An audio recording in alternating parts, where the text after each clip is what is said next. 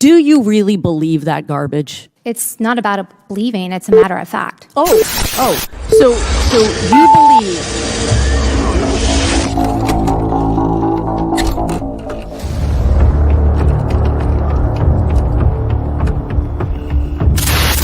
Well, nobody else can make a decision but me because I was the president. The final decision comes to the president. You know, it's easy enough for a Monday morning quarterback to say what the coach should have done after the game's over.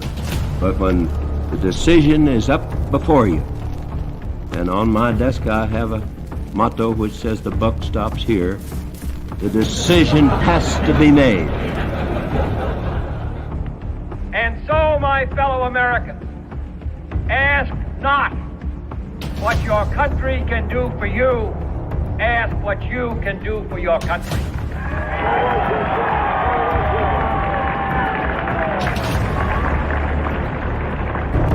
And I want to say this to the television audience. I made my mistakes, but in all of my years of public life, I have never profited from public service. I've earned every cent.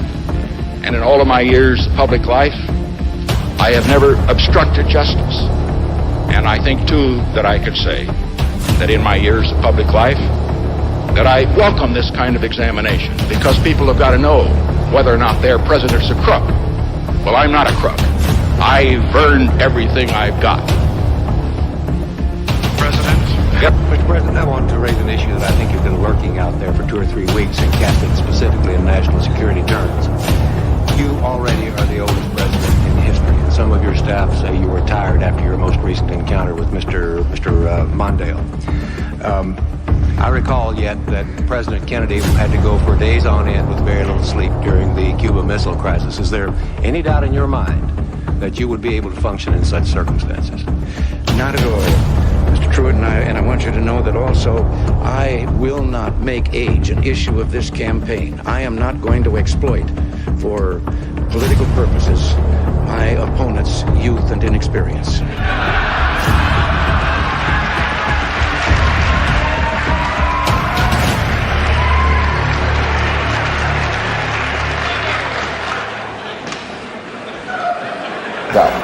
And I'm the one who will not raise taxes. My opponent now says he'll raise them as a last resort or a third resort. But when a politician talks like that, you know that's one resort he'll be checking into. And my opponent won't rule out raising taxes, but I will, and the Congress will push me to raise taxes, and I'll say no. And they'll push, and I'll say no, and they'll push again, and I'll say to them, read my lips. No new taxes.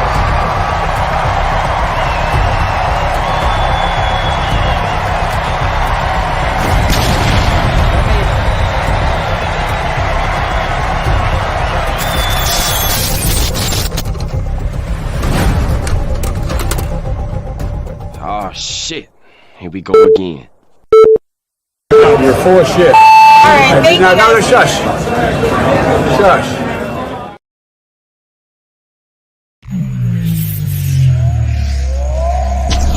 MD20. Peace. What's going on? What's happening?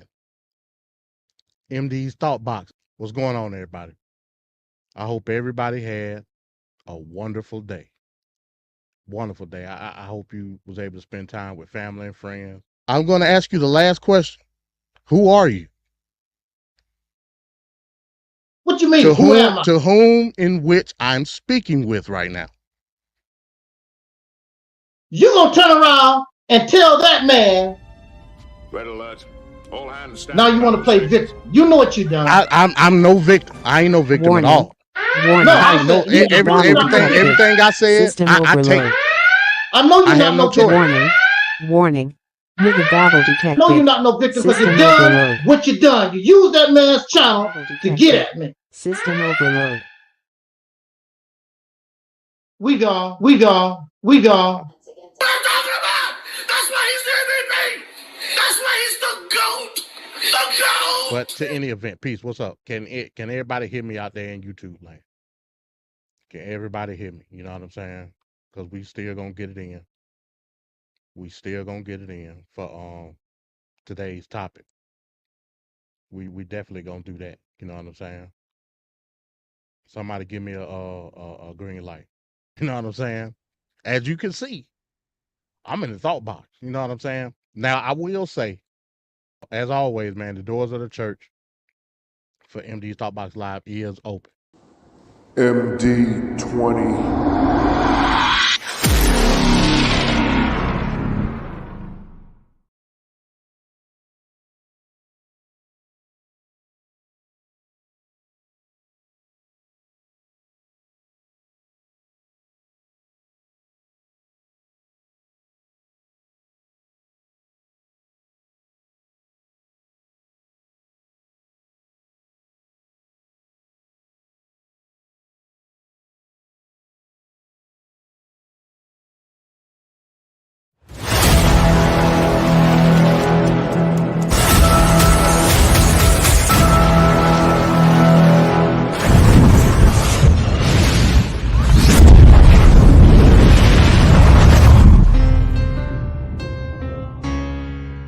In any country, prison is where society sends its failures.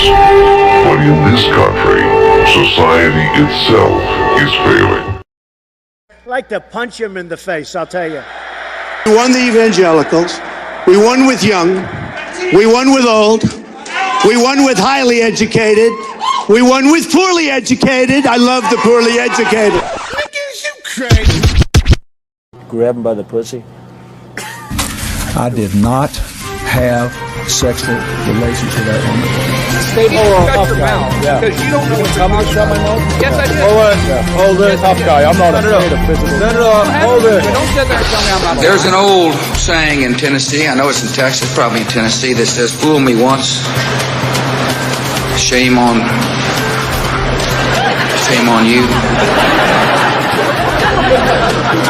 You fool me, we can't get fooled again. They're bringing drugs, they're bringing crime, they're rapists, and some, I assume, are good people. Stand back and stand by with your shut up. Last thing was Olivia Gondak. It says that I wanted to eat her pussy. Olivia Gondak. I've never said that in my life to her. I would never do that.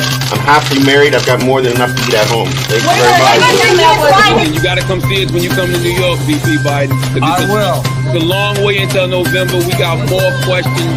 You got more questions, but I tell you, if you have a problem figuring out whether you're for me or Trump, then you ain't black. Okay. I could stand in the middle of Fifth Avenue and shoot somebody, and I wouldn't lose any voters, okay? It's like incredible. I went to an Ivy League school. I'm very highly educated. I know words. I have the best words. We now have a gun on every table. We're ready to start shooting. By the way, maybe you could inject some bleach in your arm, and that would take care of it. This is the same man. Sarcastic. That was... Even though they're trying to impeach the son of a bitch. Can you believe that? You believe that?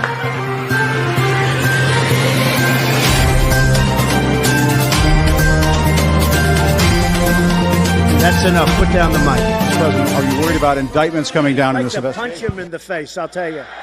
If I may ask Peter, one other go ahead. question, are you worried? That's enough. That's enough. Mr. President, I was going to ask one other. I don't want reality. I'm asking the question, which one is better? That's exactly what it is.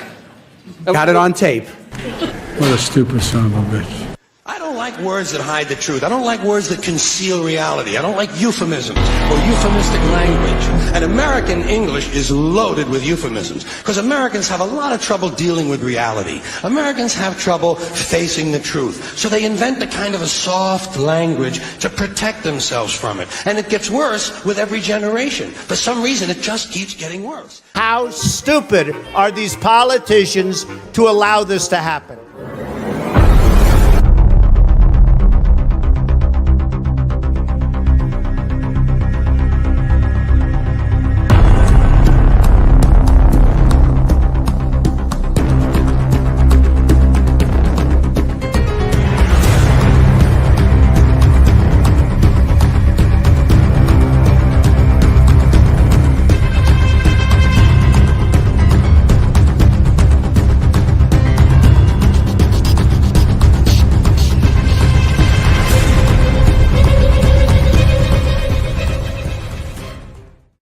run your mouth, we can be two consenting adults. We can finish it here. Okay, that's fine. Perfect. You want to do it now? I'd love to do it right now. Well, stand your butt up then. You stand your butt up. Oh, hold on. Big guy. Oh, stop it. Is that your solution every poll? No, sit down. Sit down. Look at you.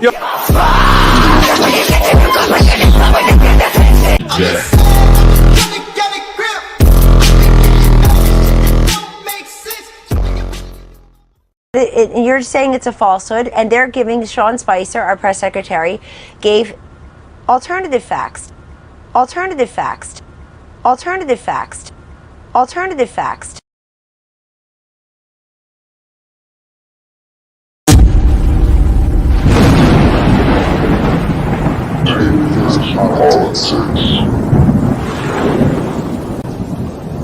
Saudi Arabia and Russia will repeat your.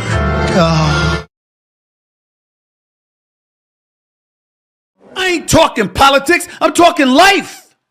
I ain't talking politics, I'm talking life.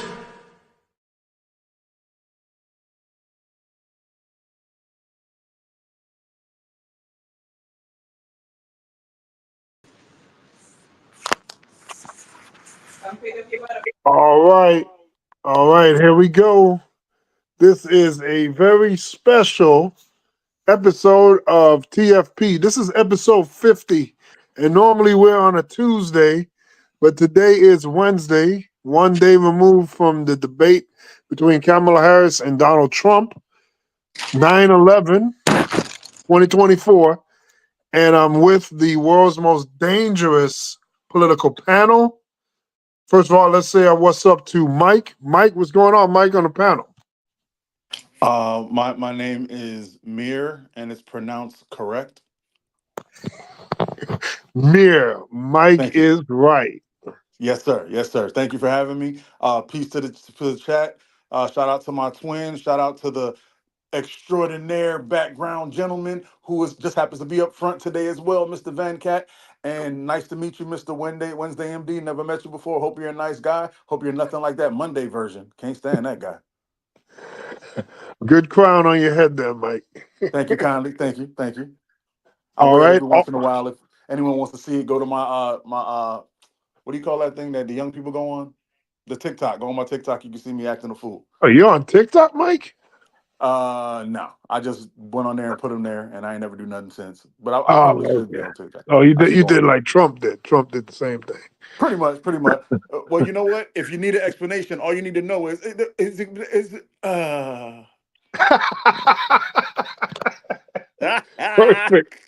Perfect. All right, and so we got also on the panel, we got Ricardo. Ricardo, what's going on, Ricardo? We in the house. Glad to be here. What up, everybody on the panel, the chat? Straight Talk Society. Let's get it. It's a brand new. And before I continue, just a solemn happy 23rd anniversary for September 11th. We all remember where we were and how it changed everybody's lives. So, just rest in peace to all those that died on that tragic day. Hey, Ricardo. That reminds I'm me. sorry. Frankie Beverly, R.I.P. And also, damn. Maze, or the group Maze, passed away. So we lost a lot of greats this week, and it's just one of them sad weeks. But let's hope we don't lose. Wait a minute, you said Mace? No, Maze. Frankie Beverly. I thought you said Mace. Before I let go. Oh, okay. Or Happy People Everywhere for that song. Yeah. All right, speaking of 9/11, so I had to tell a guy and show a guy what 9/11 was, and then he didn't know what it was. So I had to actually show him footage and explain to him what had happened today. I mean, it happens. I mean, he's not from here per se, but it's just interesting and weird when I come across stuff like that. I had to also tell somebody about the Holocaust and Nazi Germany and stuff like that. Okay, and then of course on the panel, MD20, the political prophet amongst mere mortal men. What's going on, MD? Man, I can't call it peace. What's going on? What's happening? Yeah, to Ricardo's point, man, it's a day of remembrance with 9/11. We all remember where we was at when it happened. it's a day that I never forget, man. And you know, we pay attention to the victims. We pay attention to the events that unfolded afterwards. You know, with the sense of patriotism that we had. You know, so just keep that in the back of your mind as you reflect on today. Very well said. Definitely true. And not least, we got the Capadonna of the group. We got Jeremy Dunbar, the technician. What's going on, Jeremy? Peace and blessings, everybody. How's everybody doing today? All right. Love, love. And that was a dope way. Capadonna. That's a dope thought. I like that. Well, yeah, you're ODB.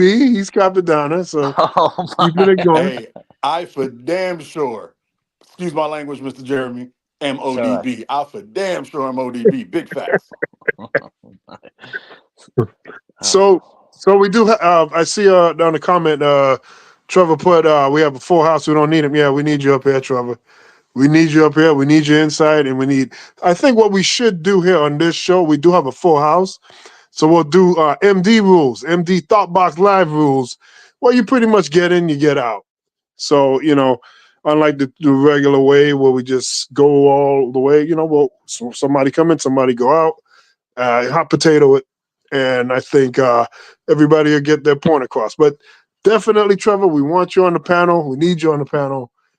So I did get some footage of the debate. I got two in particular. There's other things I have, but in particular, I got two. So I want to play the first part of the debate, and then we can analyze what we see. Hold up. So How you doing, Van Cat? What's up with you, man? How you feeling? I'm always trying to survive. That's all I ever do. That's all you can do nowadays, my brother. You ain't wrong. Damn right. Been trying to survive forever.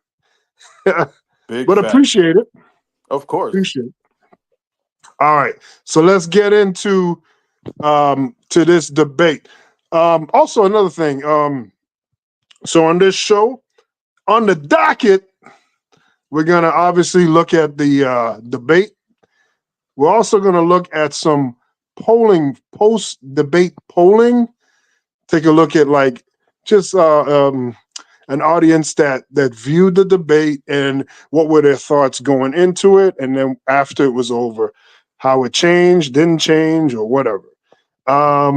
Also, we have an interesting word salad segment that your boy DJT, Donald Trump, Donald John Trump, Jackass Trump, had an interesting word salad. It was epic to the moon. So we have a few things to go over, plus the lame duck. The lame duck will be earlier today. So after we cover the debate, we'll go into the lame duck. I think Ricardo and MD know for obvious reasons. Without further ado, let's get into the debate.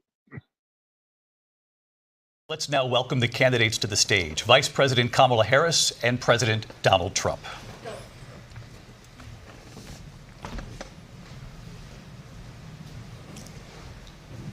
Kamala Harris. Let's have a good debate. Nice to see you. Have fun. Thank you. Welcome to you both. It's wonderful to have you. It's an honor to have you both here tonight. Vice President Harris, in your last run for president, you said you wanted to ban fracking. Now you don't. You wanted mandatory government buyback programs for assault weapons. Now your campaign says you don't. You supported decriminalizing border crossings. Now you're taking a harder line. I know you say that your values have not changed. So then why have so many of your policy positions changed? So my values have not changed, and I'm going to discuss at least every point that you've made. But in particular, let's talk about fracking because we're here in Pennsylvania. I made that very clear in 2020. I will not ban fracking. I have not banned fracking as Vice President of the United States. And in fact, I was the tie-breaking vote on the Inflation Reduction Act, which opened new leases for fracking. My position is that we have got to invest in diverse sources of energy so we reduce our reliance on foreign oil. We have had the largest increase in domestic oil production in history because of an approach that recognizes that we cannot over-rely on foreign oil. As it relates to my values, let me tell you, I grew up a middle-class kid raised by a hardworking mother who worked and saved and was able to buy our first home when I was a teenager. The values I bring to the importance of home ownership, knowing not everybody got handed $400 million on a silver platter and then filed bankruptcy 6 times, is a value that I bring to my work to say we are going to work with the private sector and home builders to increase 3 million homes, increase by 3 million homes by the end of my first term. My work that is related to having a friend when I was in high school who was sexually assaulted by her stepfather. And my focus then on protecting women and children from violent crime is based on a value that is deeply grounded in the importance of standing up for those who are most vulnerable. My work that is about protecting Social Security and Medicare is based on long-standing work that I have done, protecting seniors from scams. My values have not changed. And what is important is that there is a president who actually brings values and a perspective that is about lifting people up and not beating people down and name-calling. The true measure of the leader is the leader who actually understands the strength is not in beating people down, it's in lifting people up. I intend to be that president. President Trump, your Well, response? first of all, I wasn't given $400 million. I wish I was. My father was a Brooklyn builder, Brooklyn, Queens, and a great father, and I learned a lot from him. But I was given a fraction of that, a tiny fraction, and I built it into many, many billions of dollars, many, many billions. And when people see it, they are even surprised. So we don't have to talk about that. Fracking, she's been against it for 12 years. Defund the police, she's been against that forever. She gave all that stuff up very wrongly, very horribly, and everybody's laughing at it, okay? They're all laughing at it. She gave up at least 12 and probably 14 or 15 different policies. Like, she was big on defund the police. In Minnesota, she went out, wait a minute, I'm talking now, if you don't mind, please. Does that sound familiar? She went out in Minnesota and wanted to let criminals that killed people, that burned down Minneapolis, she went out and raised money to get them out of jail. She did things that nobody would ever think of. Now she wants to do transgender operations on illegal aliens that are in prison. This is a radical left liberal that would do this. She wants to confiscate your guns, and she will never allow fracking in Pennsylvania. If she won the election, fracking in Pennsylvania will end on day one. Just to finish, one thing so important in my opinion. So I got the oil business going like nobody has ever done before. When they took over, they got rid of it, started getting rid of it, and the prices were going up the roof. They immediately let these guys go to where they were. We have an election in just 56 days. And I want to talk about the peaceful transfer of power, which, of course, we all know is a cornerstone of our democracy, and the role of a president in a moment of crisis. Mr. President, on January 6th, you told your supporters to march to the Capitol. You said you would be right there with them. The country and the world saw what played out at the Capitol that day, the officers coming under attack. Aides in the West Wing say you watched it unfold on television off the Oval Office. You did send out tweets, but it was more than 2 hours before you sent out that video message telling your supporters to go home. Is there anything you regret about what you did on that day? You just said a thing that isn't covered. Peacefully and patriotically, I said during my speech, not later on. Peacefully and patriotically. And nobody on the other side was killed. Ashley Babbitt was shot by an out-of-control police officer that should have never, ever shot her. It's a disgrace. But we didn't do this group of people that have been treated so badly. I ask, what about all the people that are pouring into our country and killing people that she allowed to pour in? She was the border czar, remember that. She was the border czar. She doesn't want to be called the border czar because she's embarrassed by the border. In fact, she said at the beginning, oh, I'm surprised you're not talking about the border yet. That's because she knows what a bad job they've done. What about those people? When are they going to be prosecuted? When are these people from countries all over the world, not just South America? They're coming in from all over the world, David, all over the world. and crime rates are down all over the world because of it. But let me just one ask of those, David, one of those people are going to be prosecuted. One of the people that burned down Minneapolis is going to be prosecuted. Or in Seattle, they went into Seattle, they took over a big percentage of the city of Seattle. One of those people are going to be prosecuted.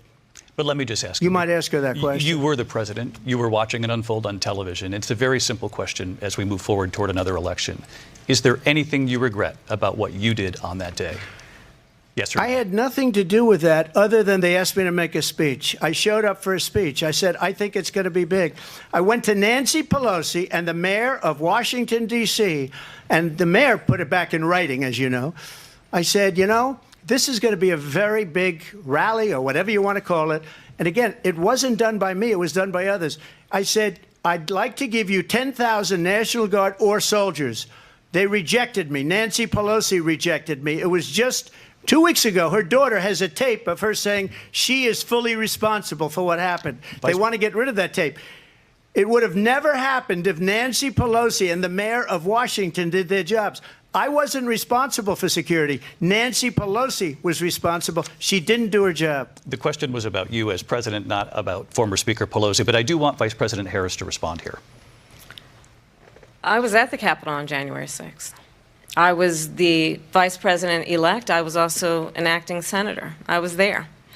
And on that day, the President of the United States incited a violent mob to attack our nation's capital, to desecrate our nation's capital. On that day, 140 law enforcement officers were injured, and some died.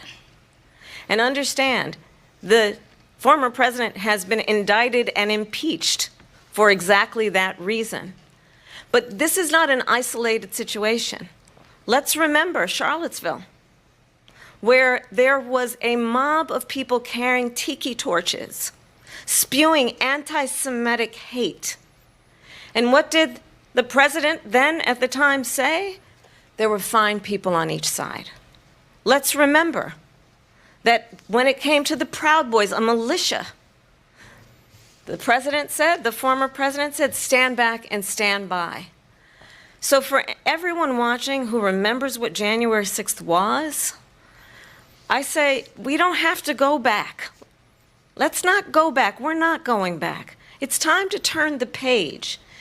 And if that was a bridge too far for you, well, there is a place in our campaign for you to stand for country, to stand for our democracy, to stand for rule of law, and to end the chaos, and to end the approach that is about attacking the foundations of our democracy because you don't like the outcome. And be clear on that point. Donald Trump, the candidate, has said in this election there will be a bloodbath if this and the outcome of this election is not to his liking. Let's turn the page on this. Let's not go back. Let's chart a course for the future and not go backwards to the past. Let me just follow up here. It was a different term, and it was a term that related to energy because they have destroyed our energy business. That was where bloodbath was. Into energy because they have destroyed. All right, there we go. There's a first video here on the initial questions on the debate. Just to start off, what are early thoughts about like those questions and what you've seen thus far on the debate? Anybody? I've been trying to get an interview with one of those migrant, illegal alien, trans people. The jails won't let me in. But I did hear that some of the ducks that were murdered, their souls have been trying to break them out. So I'm out here in the streets trying to get this interview started because I want to prove Trump right. Trump 2024. I believe in you, Trump. Kamala was horrible. I can't believe she was coming at my president like that. We have to stop these illegal aliens from being mutilated in prisons and getting their genitalia changed. I stand with Trump. Let's go. Trump 2024. Anybody else agree with that? Hey, yeah, man. Hey, I had a hard time sleeping last night. I was having night terrors. I was dreaming of hard-nosed illegal alien criminals going into prison and coming out exotic-looking, voluptuous women. Oh, I had that dream too. It was terrifying. It was hard to sleep last night, Beckett. I ain't gonna lie, man. Was the After he voices said deep? that, man, huh? Were the voices deep?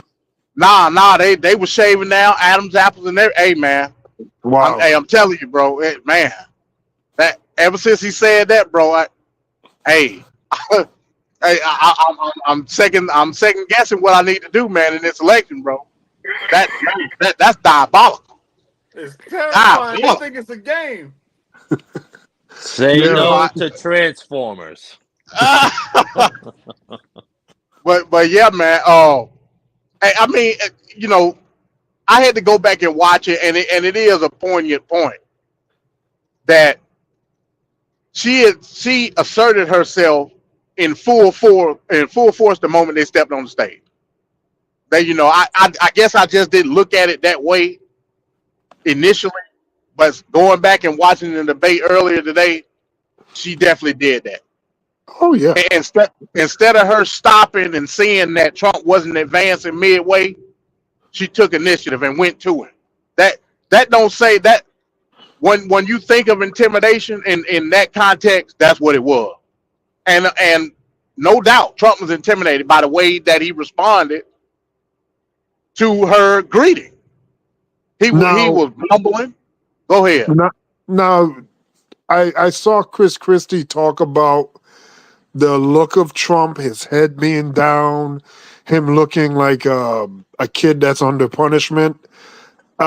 His thing was, Chris Christie was saying, it's not necessarily that he's afraid or timid of Kamala Harris. It's actually the opposite. He actually doesn't have respect for Kamala Harris. He said, because Chris Christie was training with Trump to prep him on debates and other things of that nature. And in 2016. Yeah, 2016. Yeah, 2016. Yeah.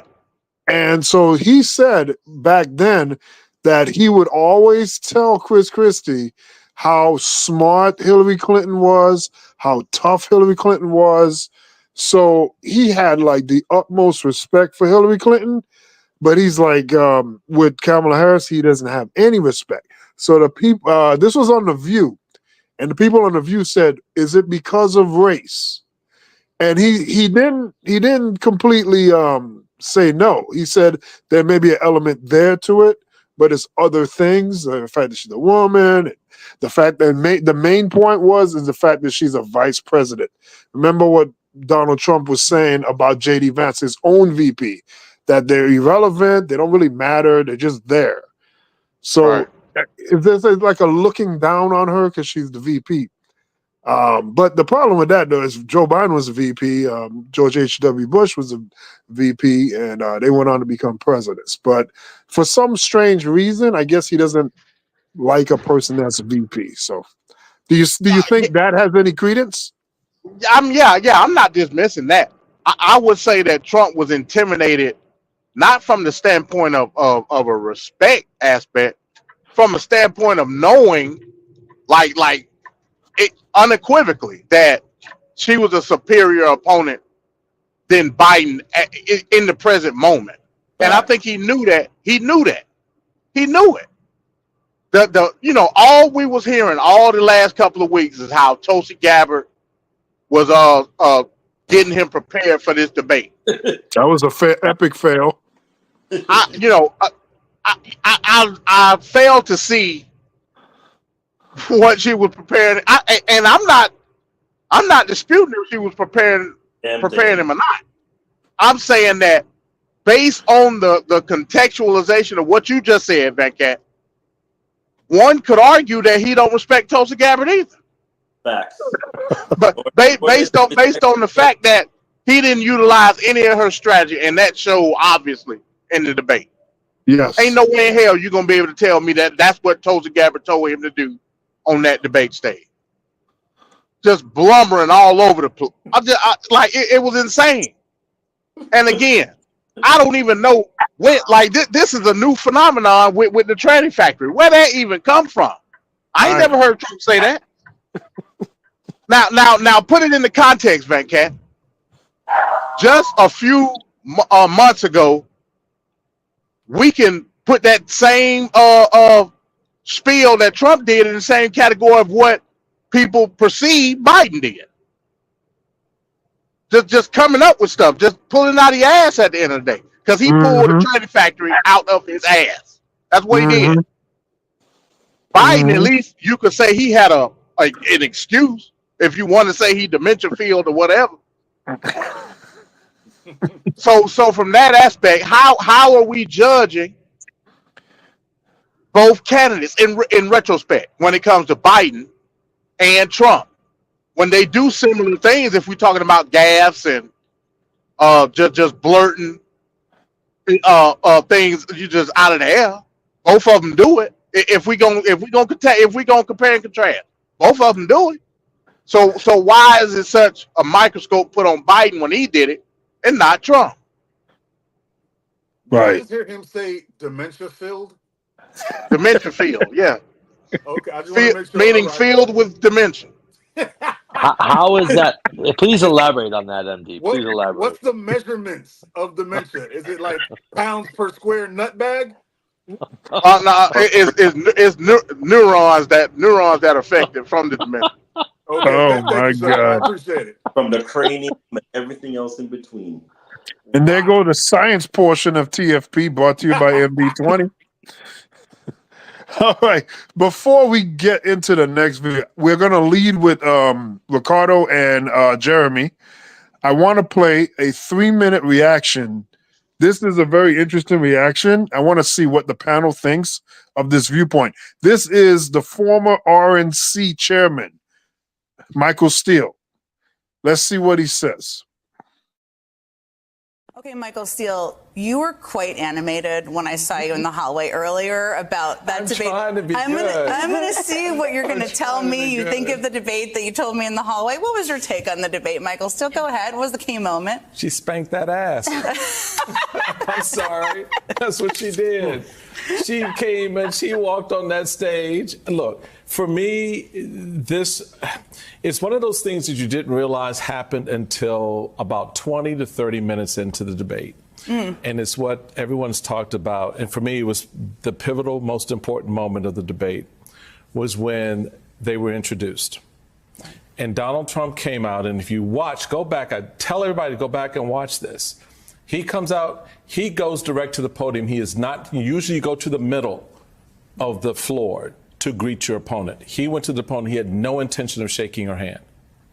She walked across the stage right into his space, stuck her hand out and said, Kamala Harris. First off, I'm saying my name so you get it right when you say it, which he never said once during the entire debate. 2, he never looked at her during the entire debate.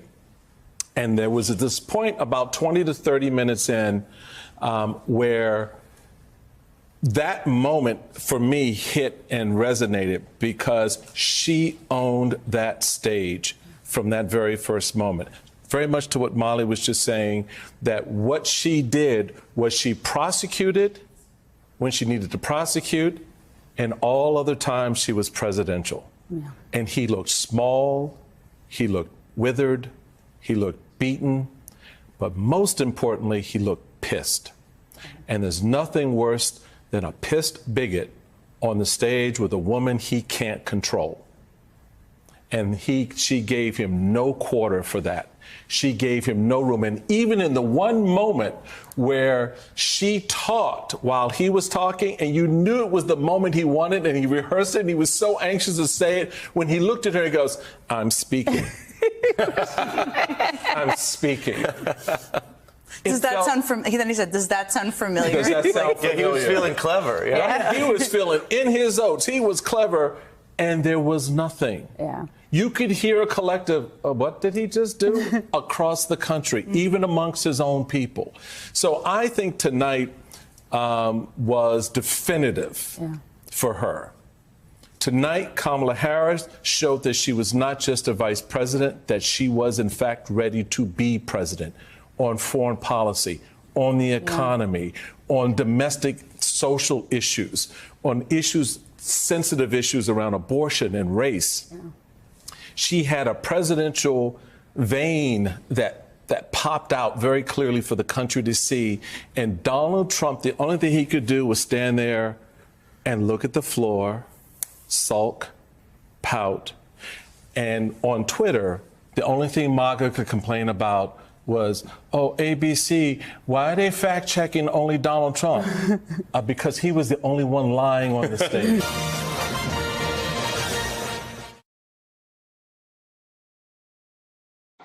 All right, so that was Michael Steele. So we'll start off with Ricardo. Ricardo, what are your thoughts since Michael Steele stole all your stuff? He stole all my talking points, that goddamn man. Yes, but Steele was spot on. He was 100% accurate. That was the first thing that I noticed when the debate started was you notice Trump, he usually, because if I remember well, he always, it depends. Because I think with Hillary, I was trying to see if he was going to do the same pivot that he did with Hillary, where they will meet somewhere and he shows his domineering handshake. This time around, he went straight to the podium, and that struck me first because I'm like, why would you just go straight to the podium? It wasn't until Kamala went over and said, you know, she did, like, she headed into the debate. There was this question as for how, you know, Harris and Trump, who, you know, the media kept saying, no, they might have met. They've never met each other. That moment was the one that struck me the most because they've never met each other up until that point. Contrary to what Trump has said, like I've known her for, he doesn't know Kamala, period. But Harris settled the whole issue definitively when she walked over to him at the podium, extended her hand. Mind you, that was very instrumental and well done. She extended her hand and introduced herself as Kamala Harris. And she said it loud enough for the speaker, the whole speaker to hear her voice.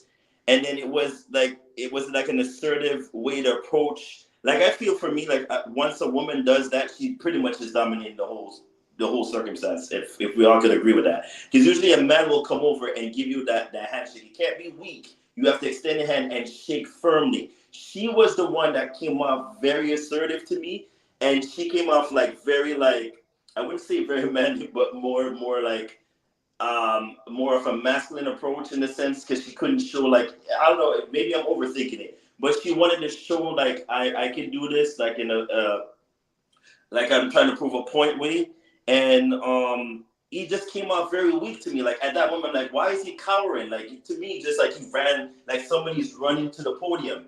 It should be like, hey, because if you were a president before, you pretty much have this in the bag. There's no way you should be whimpering. There's no way you should be acting like, oh, I'm new to this. He made Kamala look like she was there for years. And the minute that whole approach came in, it was just like he couldn't look at her. And that was the other thing I noticed as well, that Steele brought up.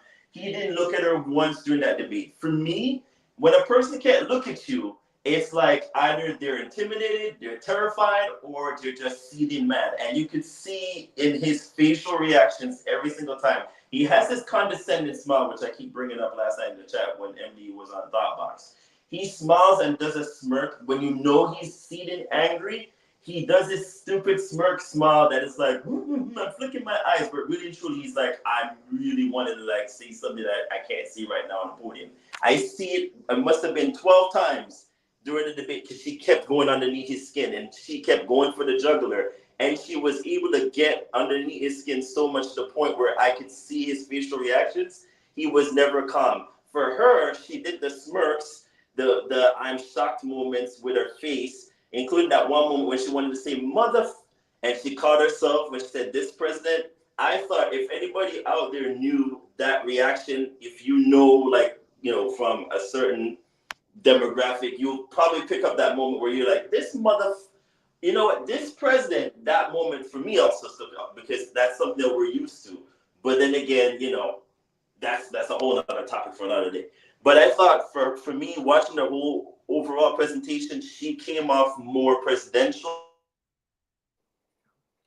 and he came off more weak. And I'm not quite sure if the debaters that well, not the debaters, the preparers that were trying to prepare him for this debate, didn't cue him in. He failed miserably across the board. I don't know who they were, but you need to fire every single one of them, Trump. Or maybe they shouldn't be fired. You should listen more carefully the next time they tell you what to do, sir, because you're not listening at all. You thought you had this in the bag. You thought she was weak. You now come across like how Biden came across when he did his debate, and we were like, oh, no, this is just cringe. No, that's how it came off. But I thought overall, she came off very presidential, very stern, and she wanted to make sure he knew what her name was. And she said it loud enough for the microphone for all of us to detect it, and for the moderators to hear, and everybody on listening in TV land to hear her name. So he couldn't say he didn't know how to say her or pronounce her name. That was the main focus, and she literally took that whole momentum and rode with it throughout the whole debate. So I got to give her kudos, because usually women, they always see women come off weak in those moments, including when Hillary did it. She didn't do it once. I didn't see her whimper. In fact, I see her bring out the prosecutor side, which I always kept saying to the MAGA crowd, be careful, because once the prosecutor side comes out of her, you're going to see it more when she points, and that's what she was doing. And every time she pointed, lifted her hands, you could see the reaction on his face that was so unhinged, where it's either he's trying to fake a smile or do a smirk, but it just came off like, I'm mad, I'm seething mad, and angry old man stance, and it just didn't work for him. It just made him look so less presidential, but more so like angry old man. I have seen now, I'm unhinged, and all my talking points need to be delivered, and it just looked like he's overthinking in his head. It just didn't work. But that was what I just wanted to bring up. But still, screw you, man. You stole all my damn talking points. I can't even bring them off anymore. But that was all I had. All right, Ricardo, Jeremy, what are your thoughts here on the debate? So on those brief glimpses of the debate that you showed, with Trump, what I've noticed from him just in general is he looks at everybody as the lesser. So he has that nonchalant, I don't really care what you say look on his face. And that's what I saw. It's a typical pride and arrogance of him.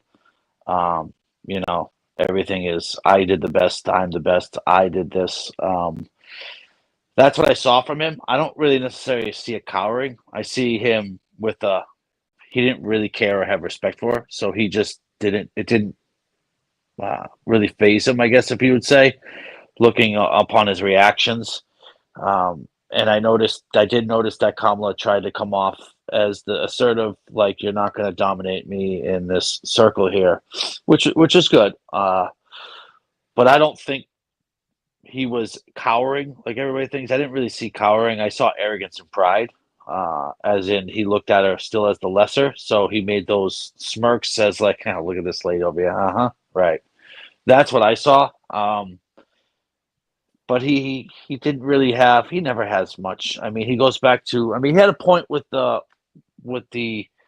only really point that I saw in the brief clip that you talked about was the economics as far as the prices of oil and gas, because he did open up all those pipelines and employed a lot of people who that's their only source of work in those areas. Whereas they closed it down. So I mean, with the economics, you can go either way. I measure the economics not simply as quantity of jobs, but quality of jobs, right? Economics is just numbers thrown around, and you can say, oh yeah, we added 3 million jobs, but they pay minimum wage. What is that going to do in today's society? Absolutely nothing for them. So, I mean, the gas prices were a lot lower. She brought up a point that Trump had already done, if you're looking at that area. And I saw from both of them that is what they all do, is they go and attack each other's pasts and what has happened, their failures. And then the key word is let's move forward after I've shot at you with your past. Let's move forward now because I've said what I had to say about your past so we can move forward. That to me is not classy, and Trump is definitely not classy whatsoever because he just does it anyways. But I shouldn't expect it, but I expect more from her because she seems like the more level-headed person of the two, for sure. And she seems like the more respectable person of the two. Um, so I was a little, I shouldn't be caught off guard, but I was caught off that it was throw shade at something, whatever, 8 years ago, and then him throw shade at something. I expect that for him, something 4 years ago. But throughout that, for their presidency, they really have not helped the regular average Joe. Neither, they haven't. Prices have skyrocketed for everything. The housing market has skyrocketed as far as your APR financing. Everything has skyrocketed except for the wages. And it's the same old song and dance with these politicians. They promise this, they promise that. Let's move forward. Let's do this. But the results stay the same. Poverty increases, violence increases, more parents' rights begin to erode away. I don't know if you guys saw recently in California, they passed a law stating that the schools and the children don't have to let the parents know about transitioning. That's now legal in California. So the more I see, the more I realize that none of these people have a solid answer. The group as a whole don't have an answer. Their answer is keep feeding the people of the power and keep sucking from the people from below. To the fact that the middle class is eroding, which she says she came from. That middle class is now eroding, is becoming not existent anymore. So I did see, as far as the debate though, strength from her asserting some sort of strength, and I saw the arrogance and pride that I expect from Donald Trump. I did see that from him, and I'll leave it right there. All right, thank you, Jeremy. Well, I do see a C+ player on the panel. So, Mr. Straight Talk, what you got? The hate is so real. Mr. C plus in the building. Real quick, I do want to just make this one point. You see how Ricardo said that the Steele dude took his points. That's what I always try to show Mike. It's just everybody thinks the same way. It's just whoever delivers it first. But moving no on. One thinks like me. I'm a genius. But moving on, the one thing I will say on this point, and I'm still not at my computer yet, so I'll say this and get off. What I saw last night, and I just had a chance to think about it, I felt the collective groan of the manosphere and all the men around that's literally made this election about a woman versus a man, and not policy and who's going to move the country forward. What I saw last night was a woman put the great white hope in his place. He has always been able to overtalk everybody and come off with his bravado and be cocky and arrogant and brash. And she literally black womaned him to death. And in a good way, she put him completely in his place. Now, one or two things going to happen. Like, that's going to rally the nation, and they're going to be like, boy, you see, all he is a bunch of talk and he's all a bunch of fluff. Or it's going to get these guys that already had a problem with her being a woman in the first place. They're now going to turn around and be like, nah, because see, if she get in office, they're going to do, see, they're going to give these women a voice and make them think that now all of a sudden they could be talking to us any type of way and putting us in there in our place. I'm telling you, this election, I said it from day one, I'm gonna say it again. This election is about man versus woman. Because if you watch that debate last night and you have, and I had a heated conversation with one of my really good friends this morning about it. I wish he could come on the show, but he said he didn't want to. If you watch that debate last night and didn't take away from it that one candidate is so much more qualified than the other. I'm not saying better, because I don't think any of them are worth a damn. What I am saying in the context of this election, one candidate is so much more qualified than the other based on what we saw last night. And if you can't see that, then I mean, at some point you got to move on. So that's my piece. But I'll be back. Well, Trevor, supporting what you just said, and you hit it spot on, actually perfect. Very spot on. The next video will illustrate exactly what you just talked about.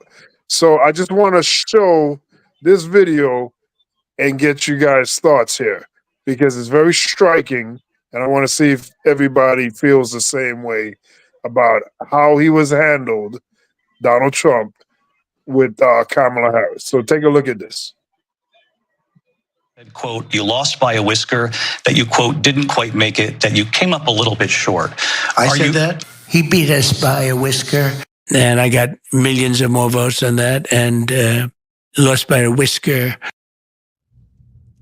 It seems like you said you lost by a whisker. Now let's go to Trump's answer, because he definitely said that. You just saw it with your own eyes, and you saw the way that he said it.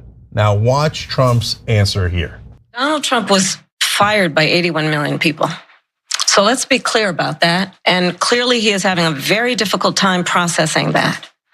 But we cannot afford to have a president of the United States who attempts, as he did in the past, to upend the will of the voters in a free and fair election. And I'm going to tell you that I have traveled the world as Vice President of the United States, and world leaders are laughing at Donald Trump. I have talked with military leaders, some of whom worked with you, and they say you're a disgrace. And when you then talk in this way in a presidential debate and deny what over and over again are court cases you have lost because you did in fact lose that election, it leads one to believe that perhaps we do not have in the candidate to my right the temperament or the ability to not be confused about fact. That's deeply troubling, and the American people deserve better. I gotta say something. Yeah, Guys, look at the optics of all of that. It looks like a little boy being scolded by his mother. Yes, that's exactly what it looks like. It's just, I mean, that's it. Like the optics alone, and then it gets worse from there, doesn't it? Yeah, and so is this graphic 11? I don't know if video 11. I don't know if we have this. But first of all, that's Kamala Harris just dismantling him. Fired by 81 million people. And remember, he loves firing people. In fact, in the debate, he bragged many times, "Oh, I fired people. I fired a lot of people." He got so flustered by the end.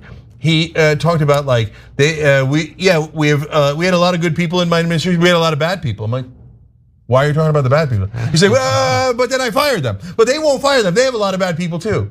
Brother, you're not supposed to be talking about the bad people in your administration, right?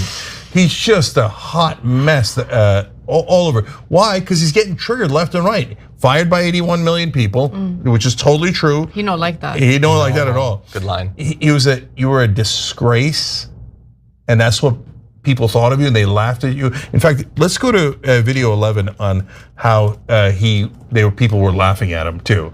So man, she set off like a nuclear wave of triggering for Donald Trump. Watch. Donald Trump is weak and wrong on national security and foreign policy. It is well known that he admires dictators, wants to be a dictator on day one, according to himself. It is well known that he said of Putin that he can do whatever the hell he wants and go into Ukraine. It is well known that he said when Russia went into Ukraine, it was brilliant.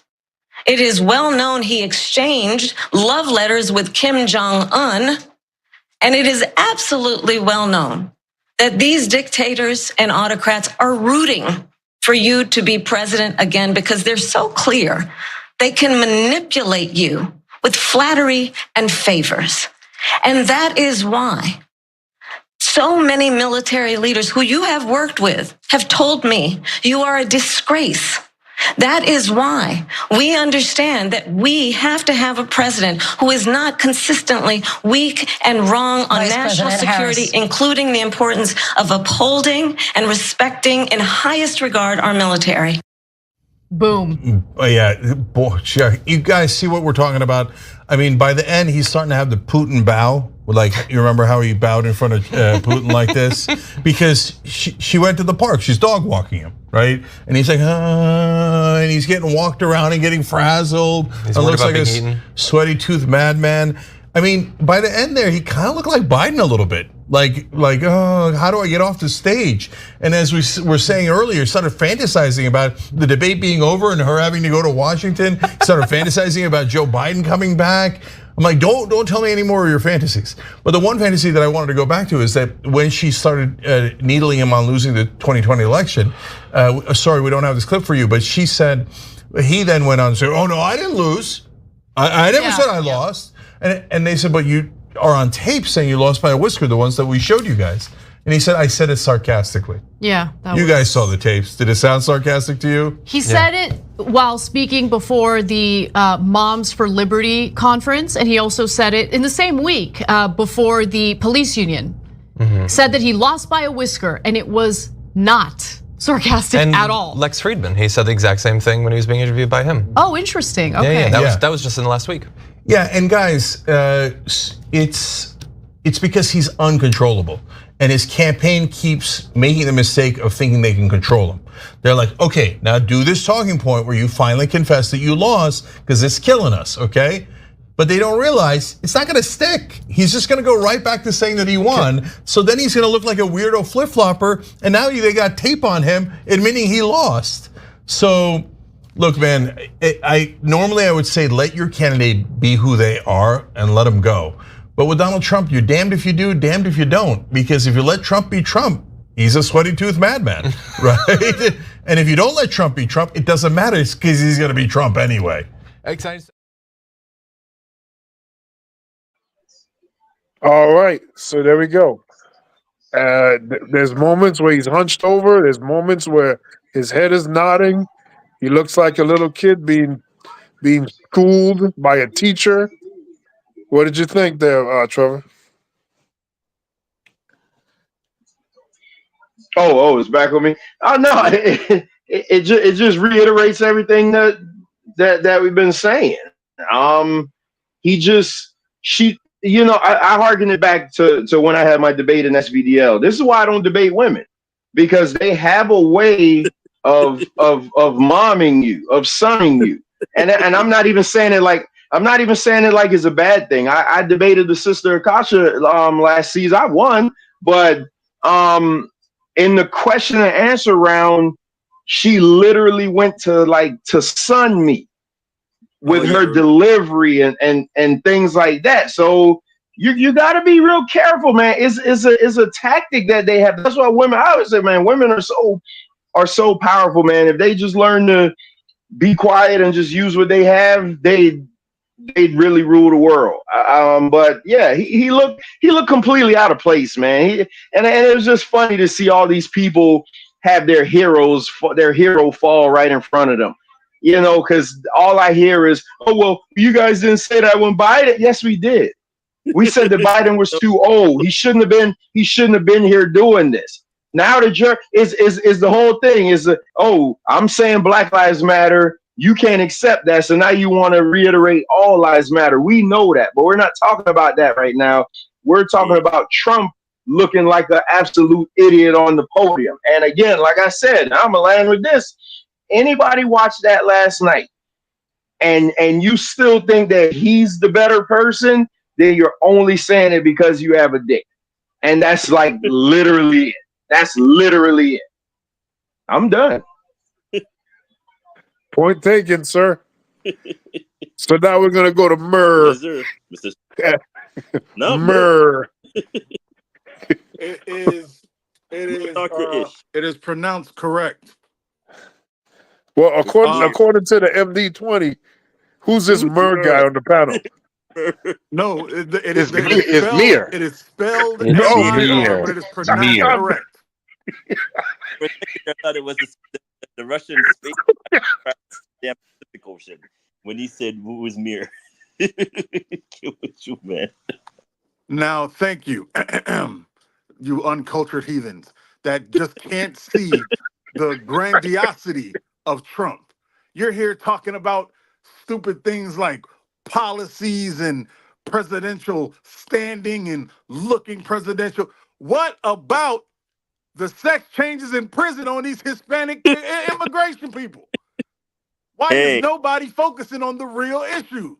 if Alejandro wants to turn Alejandra, that's his problem, okay? No, sir. They're turning into He don't want to Alejandra. turn Alejandro. They doing it forcefully in the prison.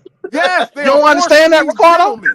That prison is a They are serious matter. forcing these gentlemen to become sexy women to trick us. So when we grab them by the coochie, we are actually grabbing man meat coochie, which is not God made. Dear Lord, Trump save us 2024. But what about the field? Never mind. Let me stop. Please do not justify man meat at all. See, Ricardo, you going down the rabbit hole. You had to catch yourself. Yeah, And that's what they want to do. Come down the hole. Pause. Come on down. Please. But what about when they used to drop the? Let me stop. They used to drop the soap, and let me stop. See, you drop the soap. Next thing you know, you're playing. You're the dude from Game of Thrones. The twig and berries are gone. Oh, that's gross. Just that fast.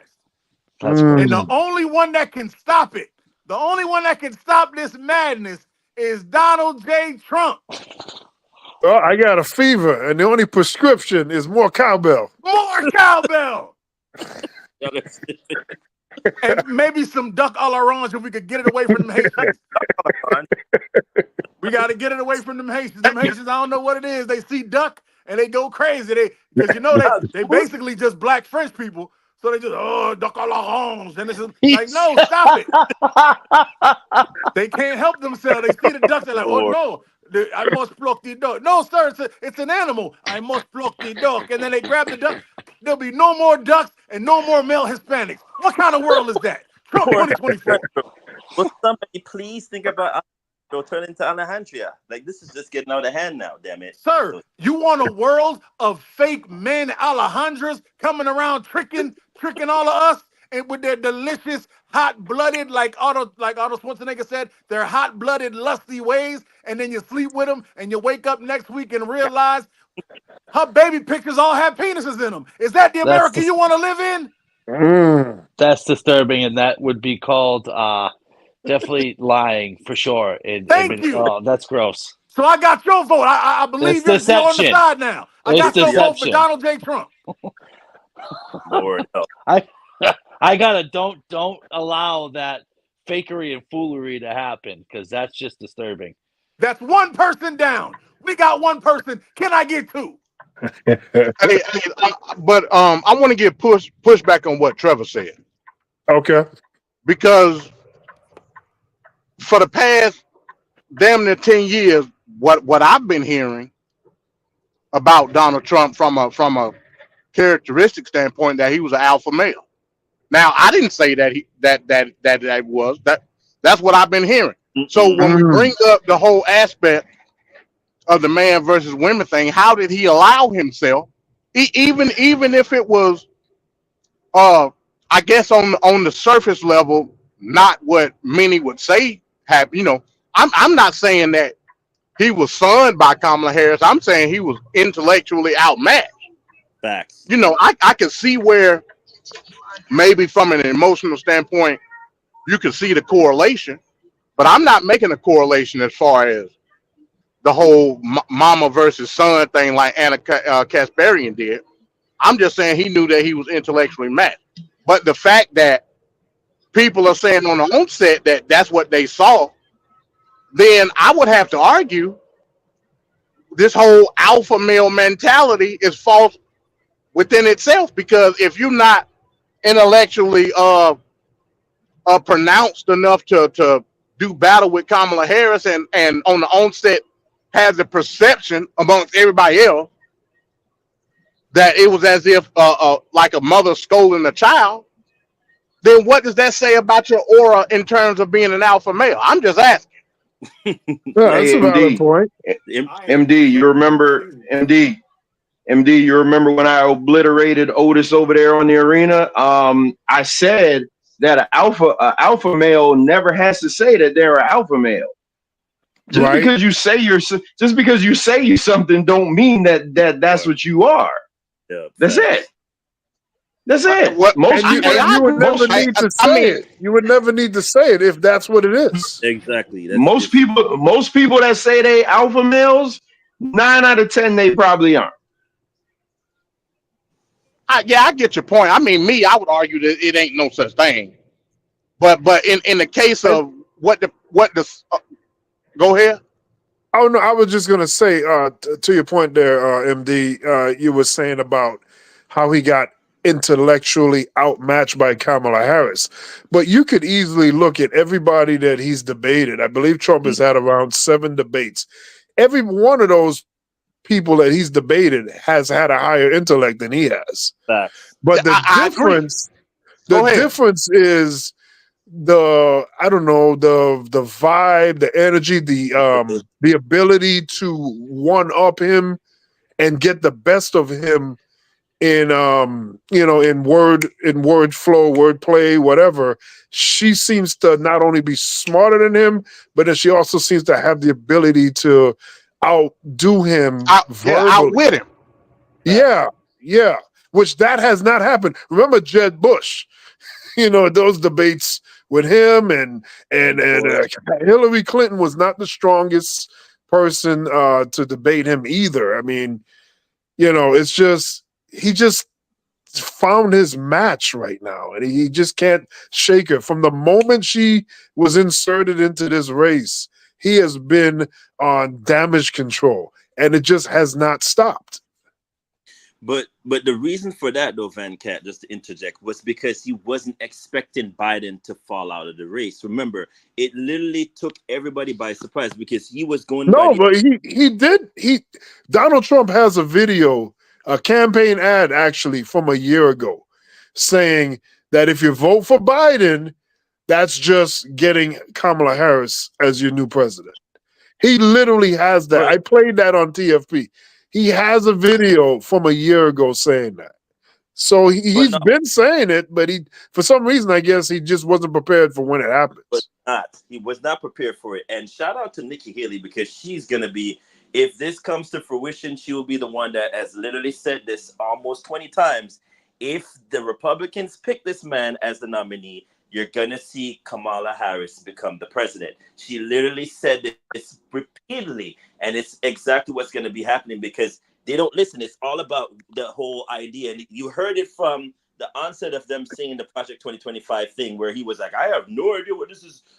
I said I had nothing to do. It's like, really, sir? Almost everybody in your campaign is with Project 2025. How did you not know? So there's a whole bunch of stuff that he says that's literally going verbatim into word garbage. That's like, it's like if you weren't waking up this morning going, that's my hero, you were literally going, oh, but now what do we say? Because literally you think Trevor was having arguments today? I was having a ton with a whole bunch of people that are mega mean.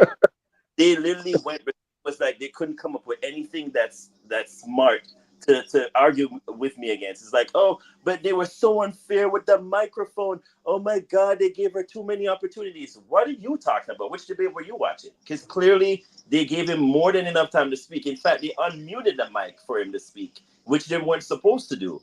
But then again, I digress because did you see Nikki Haley? Nikki Haley said, well, actually, she was asked if Donald Trump is a good nominee.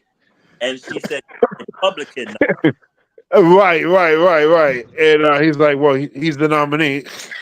I mean, I've never seen they try to use the security blanket of voting for the party, basically. Who's ever the party candidate, like they forced to vote, no matter who he is as a person, whether you agree.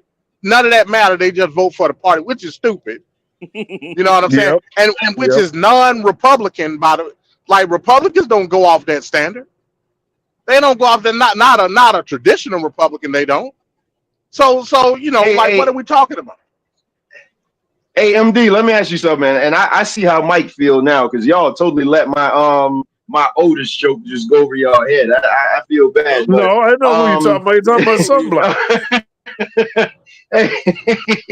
I see when Mike let off a good one and we don't react. He'd be like, damn, bro, what's wrong? Hey, Who is Trump? Who would you guys say Trump appeals to? So I feel like Trump appeals to the super rich that he's going to give all these tax breaks to, and the low hanging fruit. So Kamala kind of lands somewhere in the middle, correct? Yeah. I mean, I guess I would go with that. When you say low hanging fruit, like what do you mean from a political standpoint? Come on, MD. I mean, be candid. You talking about rednecks and racists? I'm talking about the people that may or may not have had sex with their sisters, and like those type of people that so gullible and well, people can say that about black people, but so easily swayed and things like that. He don't resonate with like middle class like us. I agree with that. He doesn't. So with that being said, and educated. He loved the poorly educated. With that being said, do you think that Kamala did enough last night to garner the support of her main base? That's what I was saying, because I still think it's going to be tough as hell. I think it's going to be tough as hell because the hillbilly is going to show up like crazy now. They're going to be like, yeah, you mentioned Otis, right? I've been scouring the internet to look at. I can imagine what he's doing. I was looking at rage videos of MAGA maniacs raging, and so happened Otis was one of them. I'm just using your terminology. I need to go over there because I can only imagine what he going through over there. He probably losing his damn mind.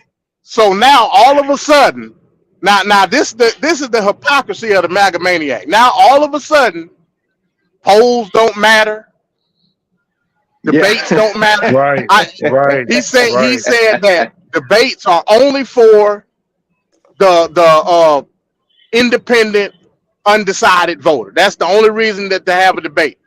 He said if I do agree with I agree with that in a little bit. I agree with that a little bit. I mean, again, this is a new phenomenon based on the fact that Kamala Harris is only a month into it. So who could be decided on Kamala Harris except for either the hardcore Democrat or the never Trump, like me? Well, MD, you know why I say that? You still got to have an introduction to her. Go ahead. You know why I say that though, because so you said it earlier, like when you were talking about Nikki Haley, they basically voting for the party. They don't necessarily care about the candidate, but they voting for their party. And that's how you have some people. They're gonna be Democrat or they're gonna be Republican, no matter what. So now that debate is for somebody like me who's like, hey man, I don't like any of them, but I'm gonna ride off of what they're saying and what's gonna be more beneficial towards me. So see what he means by that, but he like to just spew a lot of nonsense. I could just imagine all the beanheads he got over there now going crazy. I need to go peep over there and see what's going on. Right, but my whole thing is this wasn't the case last debate. None of these talking points were being distributed last debate. Why? Because they felt that they had it in the bag in terms of which I still believe they didn't. You know what I'm saying?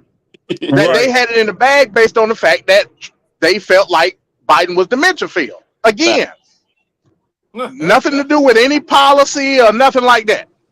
And still nothing to do with policy. And all they went with was that Sleepy Joe and all this, he's in the basement, all that crap. And that talking point didn't go nowhere because once he got race, it was like, they had to pivot and find some other excuse. Which now it's a complete different thing this morning, because if you listen to the talking points, it's, she didn't bring up the race thing. She didn't do this. It's like, really, that's all you guys focus on for the debate and you didn't see nothing else?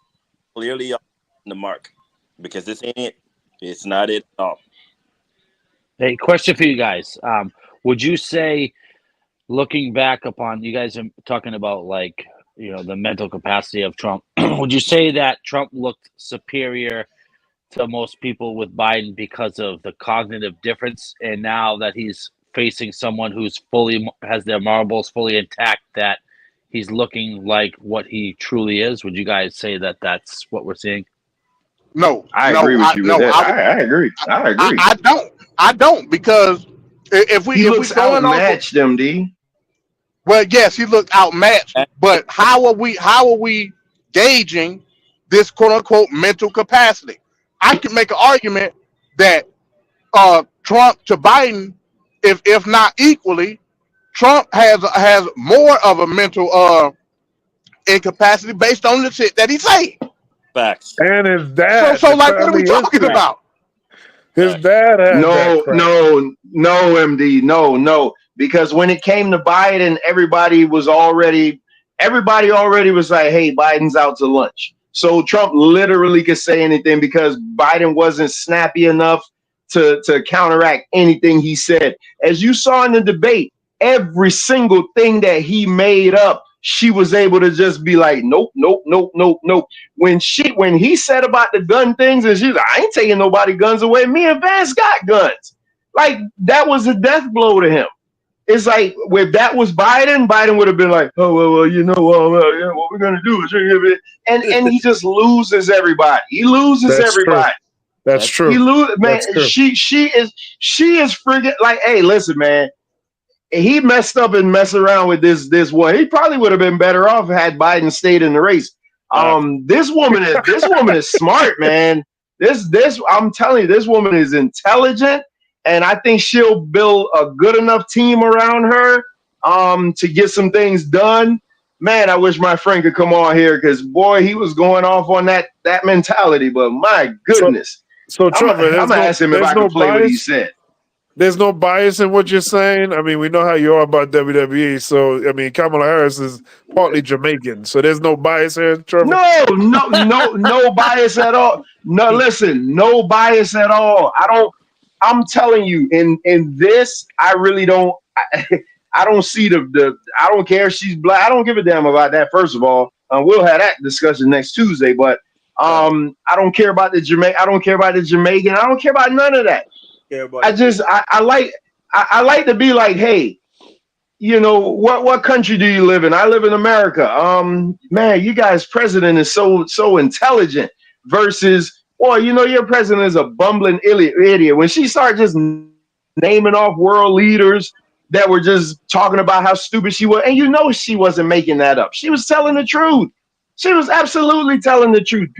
He kept talking about how the country's a laughing stock under Joe Biden. The country was a laughing stock under him. The best thing happened to him, and you know I always praise him because I bought my house under his administration, and I wouldn't be able to buy said house. I wouldn't be able to buy said house today just because of the way the rates and everything have gone up. So you know I give him credit for that, but he has done nothing. Well, I mean, Obama, okay, whatever, but he was a sitting president, so I got to give him the credit. But there's nothing that when you bring him up. I talked to my mom and my sisters and all them. God, I can't wait till Tuesday. I got a story about my sister, but she just got granted to come into the country. She'll be here in July, in June. She'll be here on the 20th. So there you go, another immigrant coming here to get the American dream. Congratulations. We're about to take over. Another immigrant coming to get the American dream. So chew on that. It's but the yeah, American man, I nightmare, just no, the American nightmare is Cody Raheem Rhodes.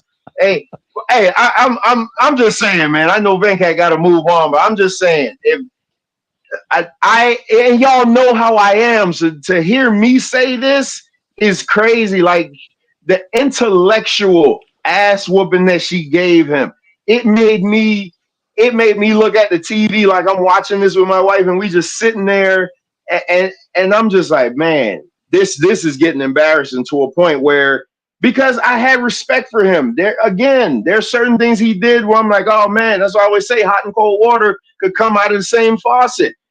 Nope. But she destroyed him last night. She absolutely destroyed him. She destroyed him.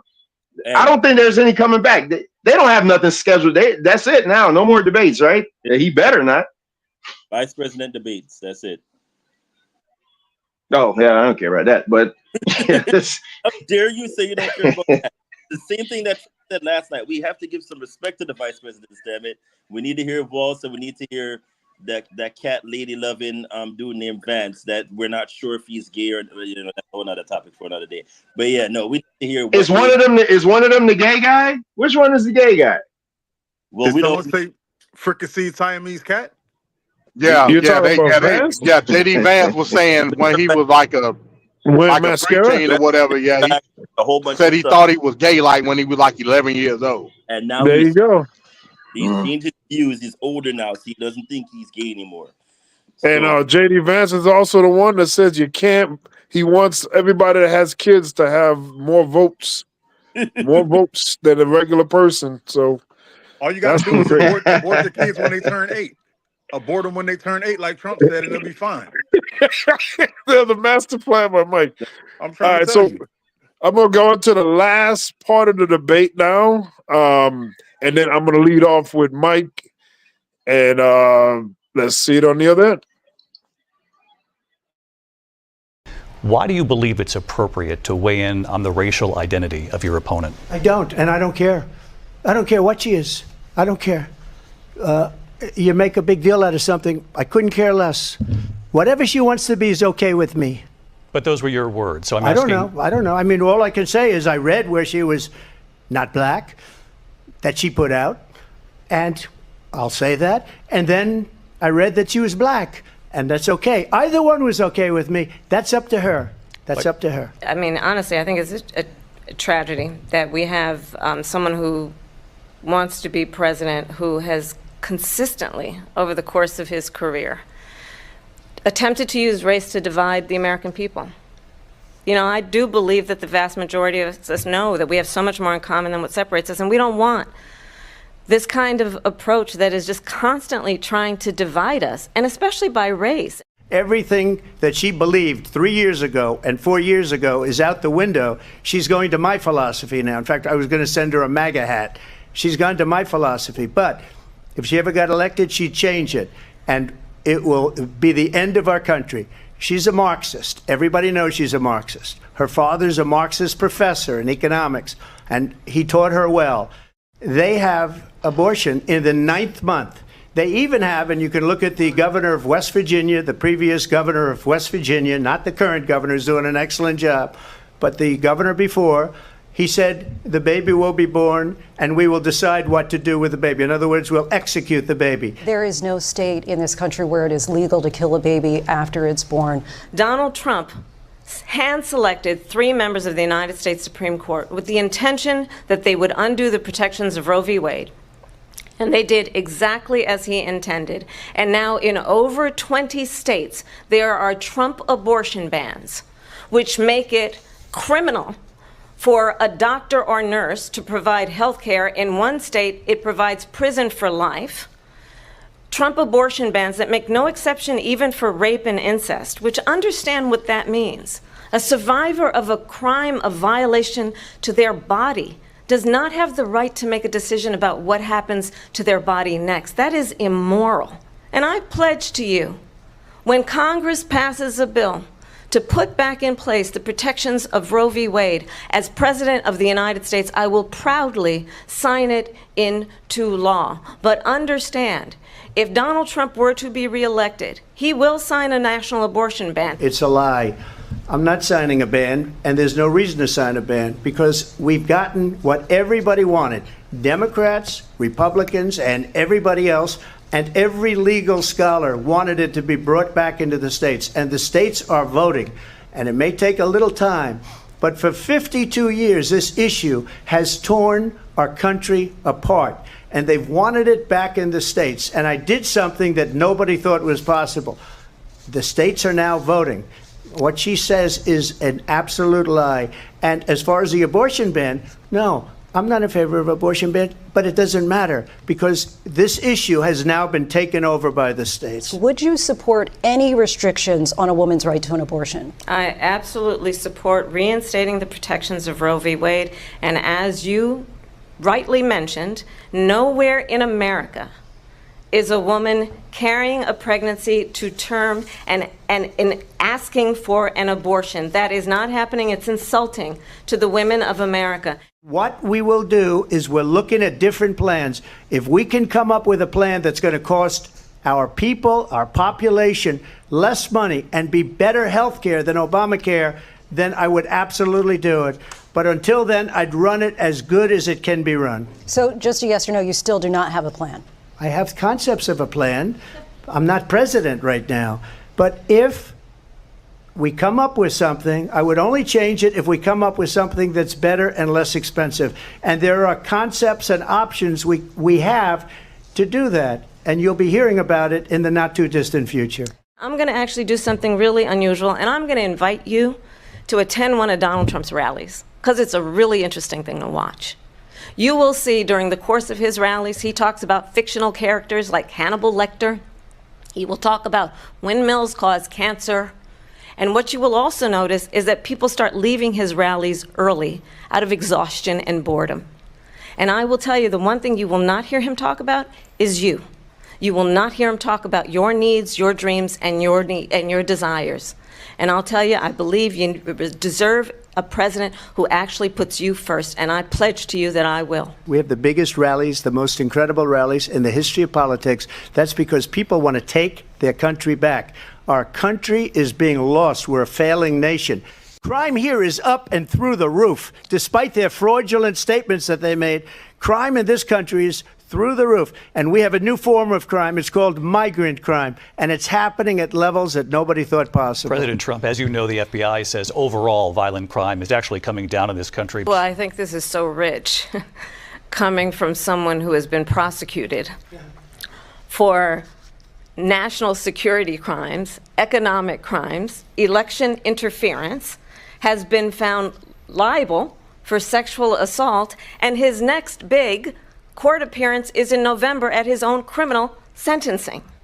Understand, this is someone who has openly said he would terminate, I'm quoting, terminate the Constitution of the United States, that he would weaponize the Department of Justice against his political enemies. This is the one that weaponized, not me. She weaponized. I probably took a bullet to the head because of the things that they say about me. They talk about democracy. I'm a threat to democracy. They're the threat to democracy. In the past couple of weeks leading up to this debate, you have said, quote, you lost by a whisker, that you, quote, didn't quite make it, that you came up a little bit short. I said that? Are you now acknowledging that you lost in 2020? No, I don't acknowledge that at all. But I you said did that say sarcastically. That. You know that. It was said, oh, we lost by a whisker. That was said sarcastically. Vice President Harris, you heard the president there tonight. He said he didn't say that he lost by a whisker. So he still believes he did not lose the election that was won by President Biden and yourself.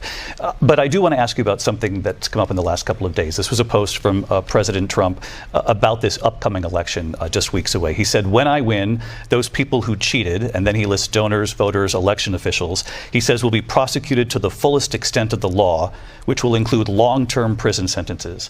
One of your campaign's top lawyers responded saying, we won't let Donald Trump intimidate us. We won't let him suppress the vote. Is that what you believe he's trying to do here?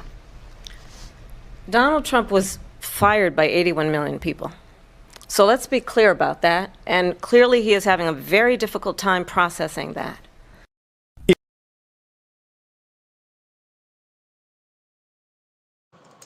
All right, there we go.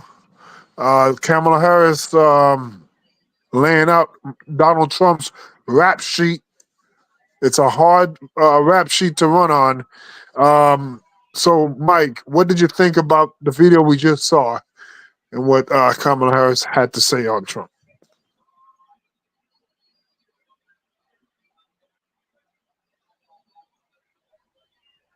Mr. Amir?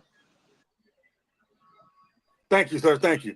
First and foremost, I would like it to be known that she did not say she was black. Did you hear her say she was black? No. No, she didn't answer the question. She didn't answer the question. Secondly, I would like to state that Trump proved once again that he is not a racist. He said, I do not, if she want to be black, she can be black. If she want to be Indian, she can be whatever she is. I don't care. How is that racist? That is, a man is the salt of the earth. Secondly, I would like to give some hard-hitting journalism. I have a friend who has just given me the scoop that they went to Montel Williams's house and they found a brush that she used back in the 90s and it had a hair. And we went to 23andMe. We realized she is 50% Indian and 50% Caucasian. And 49% of that Caucasian is French. We're writing a book about her parents, how they met. A French woman who disappeared and left her rich family to go to Trinidad because that's where the Indians were taken. It's called Powell Book Trois. It's gonna be fantastic. It's gonna be fantastic. We have all the best writers, and just so you know, her name is actually pronounced Kamala. See, that's why people don't understand. It's Kamala, right? And she was actually born in Trinidad. She's not Jamaican. I don't know where that came from. And in Trinidad is where they came up with all those recipes. Brown stew terrier, fricasseed Siamese cat, duck à l'orange with roti. They're all from. It's not the Haitians. Let it go. It's the French. They just blamed it on the Haitians because they were in the sun too long and they got a little dark and they were speaking French. It's actually Kamala's people. So if I were you all, don't let her become president. You have to watch out for dropping the soap and having all Alejandros become Alejandras. You're going to have to close. You got to watch out for all these spayed and neutered dogs because I heard those are the best flavors. Watch out for your terriers. It's terrifying. I'm just saying, everything I hear from her lets me know that it's Trump 2024. Me and Kevin have already put in our votes. Trump 2024. I have spoken. Do I need to say any more? I don't think I do. You heard me. All right. Thank you, sir. Mur. It is pronounced correct. All right, let's go to Jeremy. Jeremy, what did you think about the video there? A couple of things stood out to me as far as from the both of them.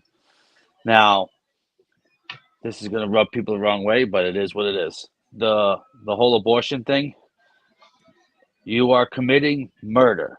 I don't care what you say. Something that is alive, something that is dead does not grow.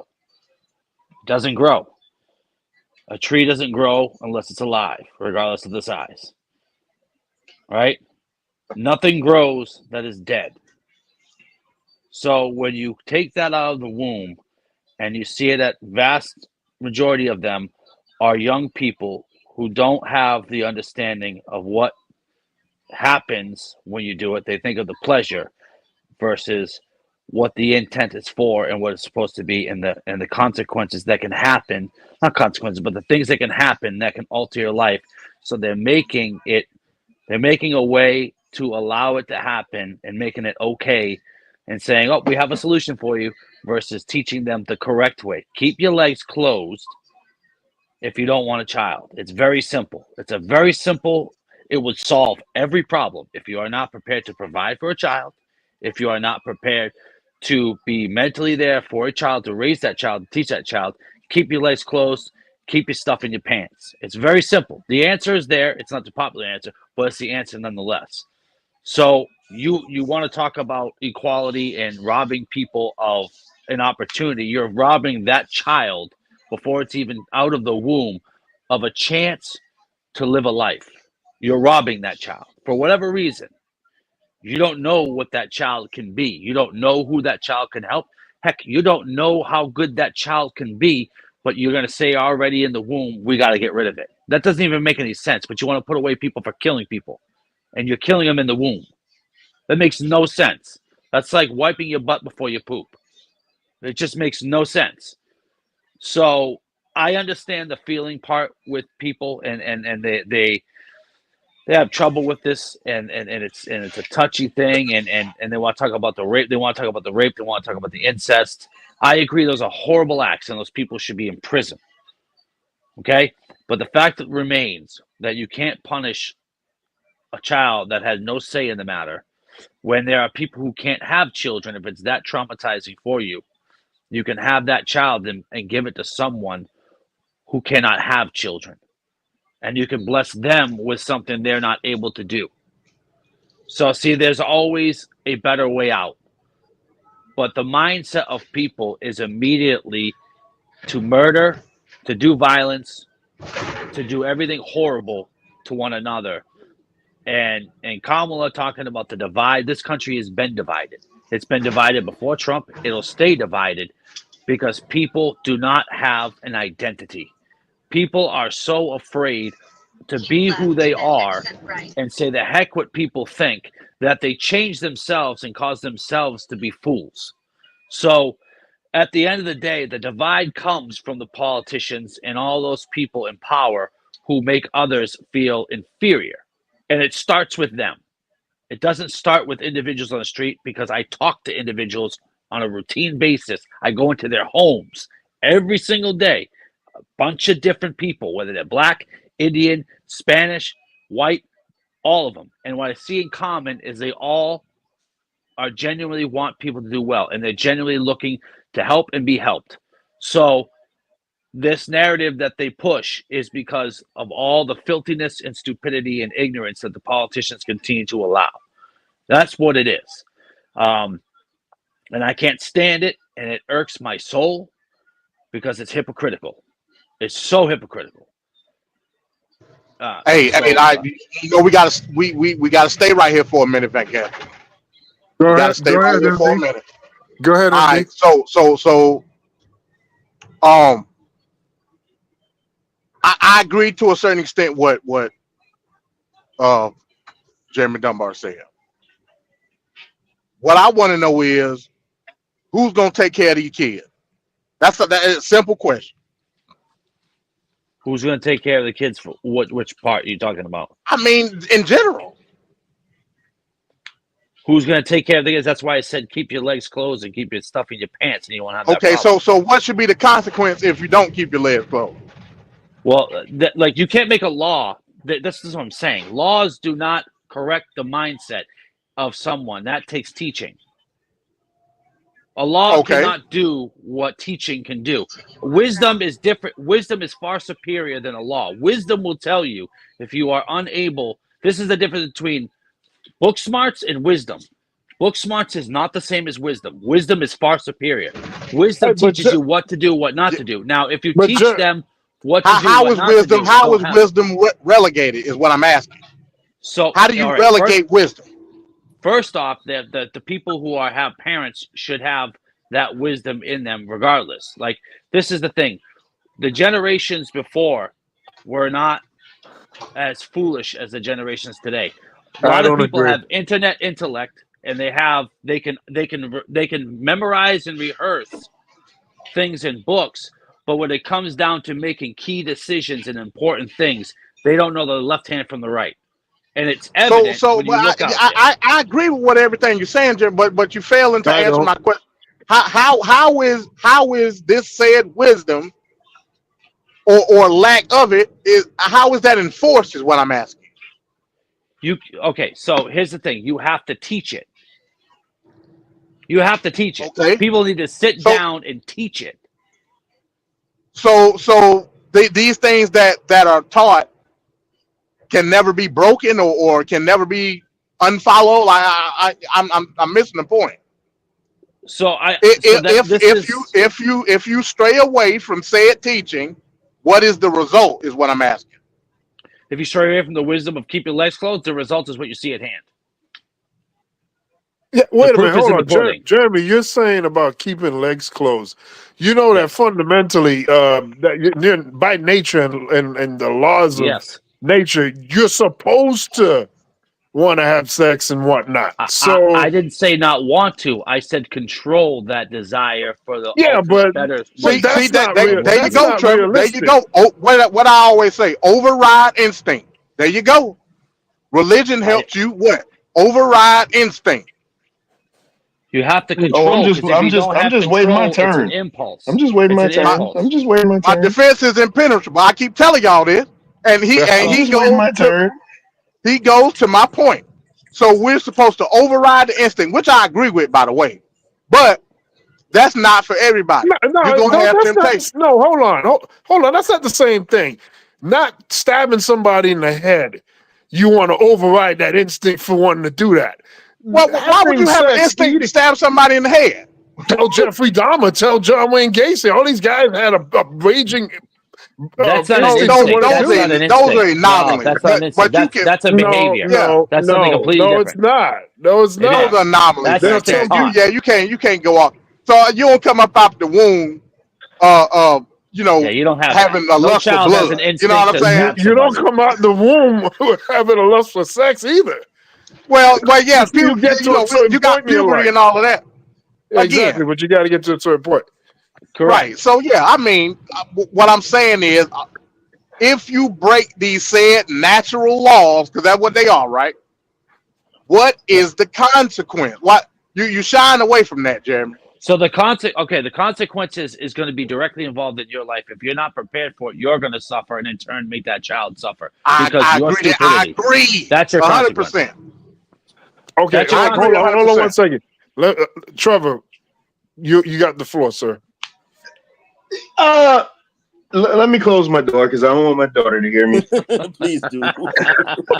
You know something about to go down when this guy That's says, "Let me fine. close Come my on, door." Trevor. Come on, brother.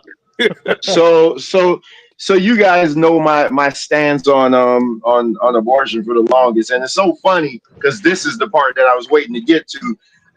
When they overturned Roe v. Wade, this is why me and Mike, I guess, unless he act crazy, but this is why me and Mike gonna forever be cool, because this was the genesis of what I guess would be Man Talk Monday, is this exact talk right here, and I'm pretty sure he still has it. But we had like an hour-long argument about Roe v. Wade. So it's just funny that we would come back full circle. And I was, you guys know I'm against abortion. That's always been my stance, even though I've had someone have an abortion before for me. It wasn't You're my a choice. politician, Trevor. You're a politician. Hold on. It wasn't my choice. Is what she wanted to do. We were 18, but I just want y'all to hear what Jeremy is saying here. So Jeremy is saying that, because my caveat, I'm against abortion unless it's grape and incest. Which I agree. Jeremy is saying you should have the baby still because it's murder, right? If you have the abortion. So now MD says, who's going to take care of said kids? Right. So Jeremy, I'm assuming, is saying put the babies up for adoption or something. Is that what you're saying? No. I said that there are people who cannot have children that would gladly receive that child. They care for. Okay. That's even better. Okay. So let me say this. Do you know, like most orphanages and stuff like that, nobody, there's hundreds of thousands of kids that nobody wants, right? Facts. So now what you're saying, you want us now to bring flipper kids into the world because, God forbid, some lowlife takes advantage of a woman and violates her. It's okay because I didn't say it was okay. Not even a woman. Not even a woman. 10 years old. 10-year-old. Worst case, a 10-year-old that has no business having sex or being introduced to that at all. So let's have her have the baby. And the reason I'm saying this is because I heard this today. And this is what made me change my mind about the whole thing. Because I was so much against abortion. And I said that it was going to be so funny when they hear me say now, I'm not against it anymore. I think that you should be able to do whatever the hell you want to do, because the bottom line is nobody can tell me what to do. You can't tell you can't tell a kid that's been violated they have to carry this shame of this child. And I don't care if you say, oh, somebody else will take care of it. Why does it have to be somebody else's burden? You know, when you go to the animal shelter, nobody wants the ugly dogs. Nobody wants the ugly cats. They always want the cute little things. Nobody wants the kids that have deformities because friggin' chromosomes that wasn't supposed to be mixed is now mixed. Nobody ever think about that. All we think about is, oh man, it's not morally right. Get out of here with that foolishness about morally right. What's not morally right is that you got hundreds of thousands of kids in this world that's living below standards that children should be living in because somebody told their mom and shamed them that, hey, you don't have money to take care of this kid. The dad's not around. Maybe you shouldn't have it, but no, don't make the decision not to have a baby, because if you don't have a baby, you're gonna go to hell and you're gonna do this and you're gonna do that. Come on, but nobody ever thought that, maybe the kid is gonna live a horrendous life. How many kids in these shelters just living a horrendous life because somebody was like, oh man, I can't get rid of them even though I can't take care of them. And 9 out of 10, nobody else is going to take care. Hell, even in this country, people don't want to take care of kids in this country. They'd rather go to Africa and get an African baby than to get an American baby. But us conservatives, which I was one of them, a great big conservative, we want to just populate this place with babies. And you can't tell somebody they should be responsible with sex. That's not in human nature. Human nature is to have sex. Hopefully, when I get off this show, I'm gonna have some sex later. That's what I'm saying. It is in human nature to have sex. You can't tell somebody they can't have sex. And I'm off of this bullcrap now about you can't, the abortion. And listen, man, I'm not telling somebody, because I see poverty's too much.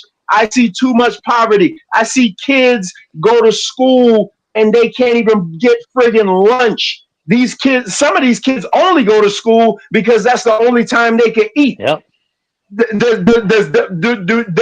happened to that kid's chance? Come on, man. I can't do it, man. At some point, and it's gonna be crazy when I say it. At some point, we got to move past something that happened 2,000 plus years ago and just start living for what's going on right now and see the problem that we're in right now, because the truth of the matter is that thought pattern there is not working at all. Well, to add to that, welcome to the progressive side of things. You notice the only thing that he mentioned was the negative and not the positive. This is what humans tend to do. Is they tend to focus only on the negative part of it. Get out of here. Let me hold on. How many children have found good homes? Do you focus on that? Do you run the statistics on that? That's a small percentage, Jeremy. You know that. Very small percentage. Very small. Listen, do you have the statistics? It's a million plus kids in the foster system right now. I'm asking you, do you have the statistics of, I'm talking on to not have abortion and children. This goes back to my point. If you teach the children from a young age control and temperance, this is what I'm trying to get to you guys. If you teach it from the household up, they're less likely to commit that and put themselves. But Jeremy, people that are supposed to be leaders in the household, they're the ones that are raping that 10-year-old. They're the ones that are sexually assaulting people. Check this out, Van Cat. Check this out. It happens. The children. Right. The children. Okay. I'm gonna say this real quick. I'm gonna let you keep going. The children some children in foster care. They hit the bingo. I agree with you on that. But guess what? A lot of times, I live in Atlanta now. A lot of times, so a lot of these black kids that get adopted out the foster care system, guess where they going? A lot of them go to same-sex couples, and they felt like they hit the lottery because they get everything they want. They come from the rut of poverty into a same-sex marriage where they get all the love and support that they could ask for. But it's a same-sex marriage. So with you, hell, it'd be damned if you do, damned if you don't. But in regard of that child being kept safe and having the resources to succeed, they definitely got it. What say you? I knew this was going to go this way because of my background. I knew this was going to go that way. And that's fine. I'm okay with it. This is what happens when you know you don't have anything. You go down a rabbit trail of one-offs. And that's what happens. And that's what we're seeing. So I did what aboutism on you, huh? This is a hypothetical. This is not an actual fact, for which MD you deal with facts. So let's deal with facts. How often does that happen? Again, very minuscule. Just like a kid get adopted in general is minuscule. So why are we focused on the minuscule only and not the grand scheme of it all? Let's look The at the grand whole scheme matter. is The that whole these foster matter. kids are living in filth. That's the grand scheme.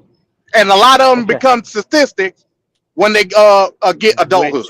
Which brings That's the me grand back scheme. to my original point, which will solve the problem. It's not a popular answer, but nevertheless, it's the correct answer. If you teach the children in the home, let's focus on the home first. Forget about the school systems, forget about the government. It starts at home. Now, anyone who is not able to take care of their child, and this is where the scriptures actually hits the men who don't take care of their children. It says that anyone who provides not for his own, especially those under his own roof, hath denied the faith and is worse than an infidel. God hates that. So God's just, and he says it for them because this is the problem. The family fabric is perfect. Hold on. The family fabric is perfect in the way it was intended to be. Mankind has warped it and twisted it into this other thing. You're not that being it should realistic not be. with the consequence, though, Jeremy. I You're understand. not being Hold realistic on. with the consequence. I said that to say this. Trevor, do you teach your she young, but Trevor, you gonna teach your daughter to close her legs, right? I'm pretty sure you are. Absolutely. Okay then. Well, so if she comes to the house with a baby bump, what's the consequence? So, like I said, I had to finish my point that I haven't gotten to yet. I said that to say this. If you teach that in the house, now it's not said that you got to remember, every person is not going to take heed to every single thing, just like the law. Laws do not make people obey. Not everybody obeys the law, but we want to continue to make laws, and we say that's the solution to every problem. So you got to put closing your legs on the heart is what you basically finna say. Correct. Because that's where the matter is. It's in the heart. If the heart is right, the mind and the body will do the same. They will be constantly thinking upon the consequences and what will happen if they do it when they're not ready. The consequences to that child, the consequences to their own life, and not only that, the consequences of how they make their parents look. This needs to be taught that your decisions, no matter what it is, have an effect on not just you. It has effect on your parents. It has an effect on the people surrounding you. This needs to be taught. Forget this other nonsense. You need to hit the homes with good, wholesome, old-fashioned teaching of chastity and doing it according to wisdom. Now, there's no if you are mentally there, you can teach the child, be there for the child, be there emotionally for the child, as well as financially. Then you can have a child because that child will be okay. But if you are not, wisdom would tell you not to do it. That's like if you go in a store and you know you don't have the money. Wisdom will teach you just because you want that thing, you don't steal it because you want it. Yeah, but Jeremy, you're telling me that I'm gonna have to depend on a bunch of people that don't know how to make the proper choices as far as food, health, and nutrition. They don't know how to make the proper choices with money. They don't know how to make the proper choices with picking a partner in life. Yep. And now, for some reason, we're gonna miraculously have the wisdom to be able to execute what you're saying. That's not reality. I don't deal with that stuff. There's too much that can go wrong there. So there's got to be a more pragmatic approach or path to getting there. And I think sometimes you may have to take a step back to take 2-3 steps forward. It just doesn't work out just because you're trying to follow that doctrine and make it to where you can have it in that wholesome way that you're trying to get it. There may be multiple ways to get to the end that you're trying to get to. You don't have to go to that straight line. You may have to make a few curves. But I don't think it's practical, especially for a lot of people out here. There's a lot of people out here that are lacking. I agree, and it's because so I'm not putting. I don't have faith. I don't have practical. I don't have faith in people. Is not there, and ideology because it's departed from society. Yeah, but that has to do with the people. Huh? I said, you What's sound that? like an individualist. Oh, there You you go shouldn't again. have no faith in people or ideology. You're right. I know. I was terrified You when you said sound it. like you team me. But the argument is Oh, almost get similar. Ricardo, and Murr in there. Yes, sir. No, I was gonna say the argument sounds almost reminiscent of back in the early '90s, '80s, when they were talking about teen sex and they were like, "Oh, let's prevent teen pregnancies. What's the best solution we could do is give them condoms. That will stop them from having sex." And it's like, really? Yeah. Did it stop them from having sex? Not really. If anything, it forced them. Hey, either It that encouraged it. or they gonna start doo-doo chasing. Neither one. He does look like a bit of a doo-doo chaser. Yeah, Kevin need to come on the panel here, man. He been doing a lot of Oh yeah. a lot of Kev in the comment section. yeah. Hey, I need Kev front and center, man. Yes, we So do. put the link in the chat right now. I need him. I need. He gonna have to explain some things. So here's the thing: you're eliminating the ability to think in a wise way by giving someone who already, right, you're giving that someone, you have an option already, so they're already going to think, hey, it doesn't really matter. These young people see this and their thoughts is the same way. If you are saying that you can have an out, nobody's thinking about anything but, hey, I'm going to do what I want and then I don't care what the results are. Not to mention, when you have that abortion, do you know how bad that affects a woman? Yeah, of course. But again, smoking affect lungs and alcohol affect liver and all type of stuff. Hey, this the life we live at the end of the day. So at the end of the day, wisdom tells you not to do it. Well, wisdom ain't being too much of a fact when they on their back with their legs up in the air. Here's the. I agree. The link is in the chat. This is the ultimate effect. We look too much, and I'm talking about we as a whole. I got we look at things from a right versus privilege standpoint. When this is not the case, not in my eyes at least. Abortion is not a right. Correct. Okay. Yeah, some may disagree. I think Venkat may disagree. Abortion is not a right. 100%. It's not. 100%. It's not a privilege because it has nothing to do with the federal government. The federal government shouldn't have any say so in if you want to get an abortion or not. Now that's the libertarian coming out of me. It is what it is. If you can afford to get an abortion, you should have every right to do so. That's just a fact. You shouldn't be looking for the government to ultimately decide if you can have an abortion or not. Hell, in some cases, pay for it. That's just where I'm at with it, because these are things that we choose to do with our freedoms. Yep. Right? With your said freedoms comes a level of responsibility.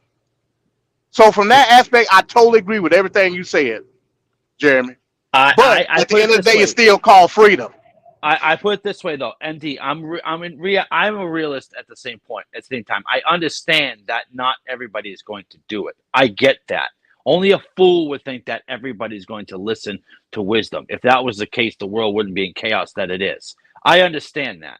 I'm simply saying that you can tell everybody the same thing, and not everybody is going to do it. Heck, you look at your own job, for instance. How many times are the rules and regulations set in place, and how many people follow them to a T?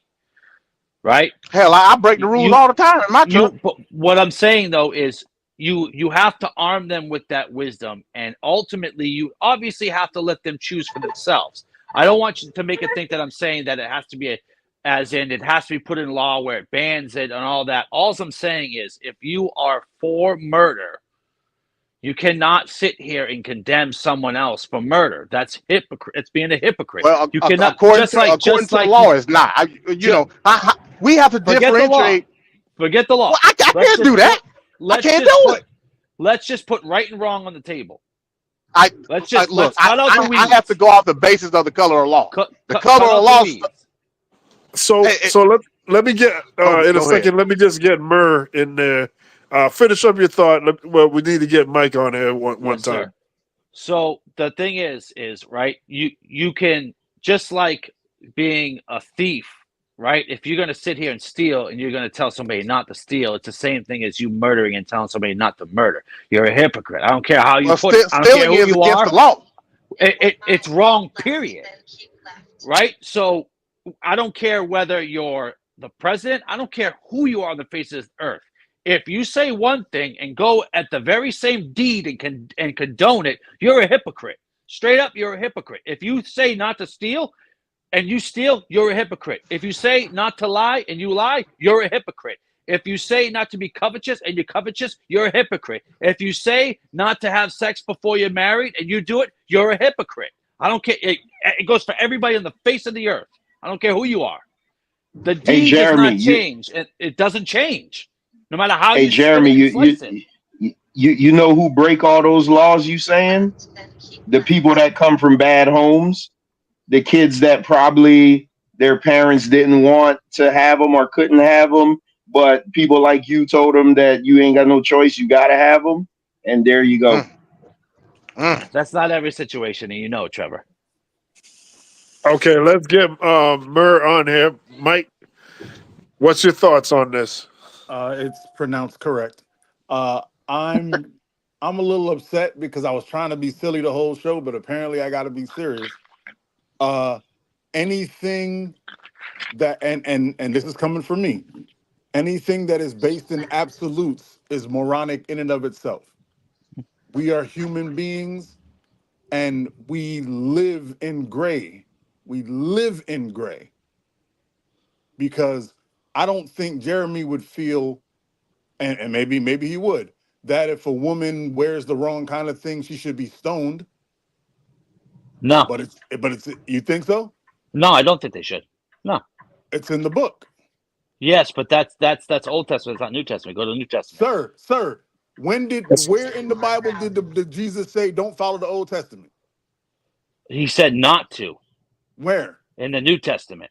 He said ignore the Old Testament. What he's okay. Where does it say to stone in the New Testament?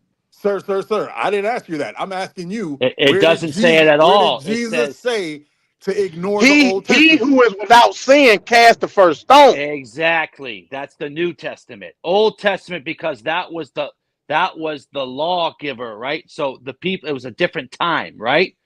Come on, Mike, where you saw it at? Hold on. This is my time. Y'all got to talk. It's my time. I want everybody to hear what Jeremy just did. Jeremy just took the words from his book of absolutes and colored in the gray a little bit. Because that's humanity. We cannot stand on any principle 100%. You say murder is wrong. I can guarantee you I can give you instances where murder isn't that wrong. That's right. That's where we stand. So you could say abortion is horrible, abortion is terrible, fine. Is it always wrong? Is it never warranted? No. Everything is in the gray area. That's my problem with police. They're given the power to be able to be gray. They're given the power to say, okay, you were speeding, but you're trying to get your wife to the hospital. I'm not going to give you a ticket. Let me give you an escort to the hospital. They're given the ability to do that. Judges, it's called discretion. Judges can look at somebody and say, you stole a pack of non-laters for that cost a quarter because you had no food. I am not going to give you 13 years in jail. I'm going to give you a hot meal and try to get you some help. Discretion, painting in the gray. That is what human beings do. So when you come up with absolutes, you're automatically making yourself incorrect in humankind. You can say what you want because you have an unwavering belief in your Jesus. And I'm not saying there's anything wrong with it. I believe in Jesus. I believe in God. I also believe that everybody that believes in something it's the same God, and he's just showing you what he thinks would be, or what he thinks to be the way you can accept him the best. I think the people in the desert needed a harder person. They needed that Allah. I think the person over here, the people over here, needed a Jesus. You see how it take over black people, and it ain't even their Jesus. It ain't even their deity, but they ran to it. I think the Inuits needed what they needed to see. I think the Native Americans needed to believe in nature. Cool.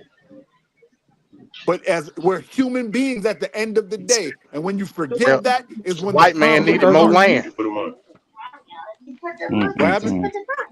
See, I said the white see, man needed more land. that's Hey, that hey, logic according to right Vancat, there. yeah, according to Vancat here, we all instinctively lust for blood and death anyway. So That's true. That is 100% true. That is 100% true. Now we Hey, do it at different levels, but hey, it that's a is. fact. Why you think people like to go on roller coasters? They want to go watch horror movies.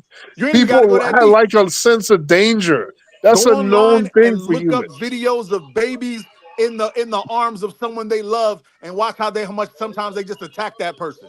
You ever held a baby and the baby So tried to true. bite your face off? Yeah, that's a natural thing with It's a human beings. natural, visceral reaction to survive. Yeah. yeah, new It's, baby scratch the hell out you, do yes, all type of stuff.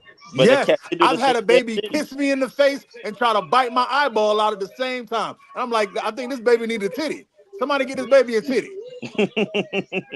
You mentioned it Well, you know, correctly. It was a hunger response. It's looking for food. You're right. Yes, You to illustrated survive. right here. You illustrated right here why you're so needed. That was So, amazing. so what you're well, like saying I is said, I don't Mike is believe in right. human nature, so What you're saying is it Mike is is what right, it is. No right? such That's So thing right. as here's the human nature. thing: the human nature is flawed until God Himself changes you. Well, God will never change you. He does change you. Yes, He God, does. again, when God, it's if an God changes altering you, of you're no what we longer believe human. is instinct. Humans don't have the capacity to be instinctively Oh altered to do shoot! I anything. gotta. That's just a Oh, fact. oh, oh. So we got Kev, Oh Kev the yeah, Maker. All we right. battling. We got I got a couple hours to write a paper. You gentlemen have a great one. Just know that Van Cat said Mike is right, and somewhere in Trevor's mind, Mike is right. It sounded off, even though he don't want to admit it, but he believes it we, in his heart. You gentlemen have a we good got one. the lame duck coming up, Mike, peace, brother. with the Haitian stuff. Oh Golly, why yeah, you Oh doing this man, to That's me? that. But let's get Kev, right Kev on the real quick. money. Let's Get him, get Kev. Defend let's your get. people. Stop, I say. Qui jan ye oui? Nou la oui? Qui jan ye Okay. Mike? Sak pase, boys. what to do, Kev the Maker? What's up? Give me 1 sec. Hold on. Okay, because we need to hear a explanation from you, man. Okay, about abortions or the Haitian thing? About the Haitians. MD. First and foremost, let me ask you this: are there any feline friends or canine companions around you right now? Yes, I have a dog. Uh-oh. And he won't hop in the oven, so I don't know what to tell you. Oh my god. Don't be. But nah, man. Luckily, I did look into that whole situation in Ohio, and apparently no. So everybody's going based off two things. There's like a video of some chick, who was caught by the police eating a cat. So there's an actual chick who's doing that. Wait, hold on. So if we're going into that, we might as well go into lame duck. I thought he was going to talk about the stuff that Jeremy was talking about.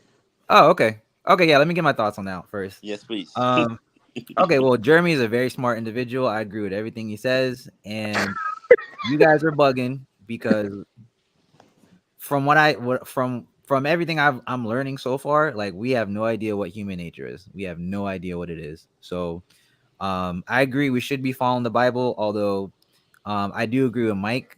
There are grays in every situation, but in general, yes, in human nature, you should be able to practice discipline, right? Although you do have a choice to mess up your life if you want. So, now, is it fair to mess up the life of another individual, which would be the baby? No, of course not. But of course, that's why the law is there. Have sex after you're married, not before. You know why? Because men are not supposed to be having sex all the time. The reason I'm saying that is because when men constantly have sex, right, they're losing vitamins and minerals that are essential to having a baby, and that's coming out of their bodies to nourish the egg. With women, they get attached to the person that they're having sex with, and that causes all types of issues and drama from there. So that clearly tells me that you're not even supposed to be having sex all the time. You should be having sex with one person. And like I said in the chat, there are states. I think it was like 7+ states.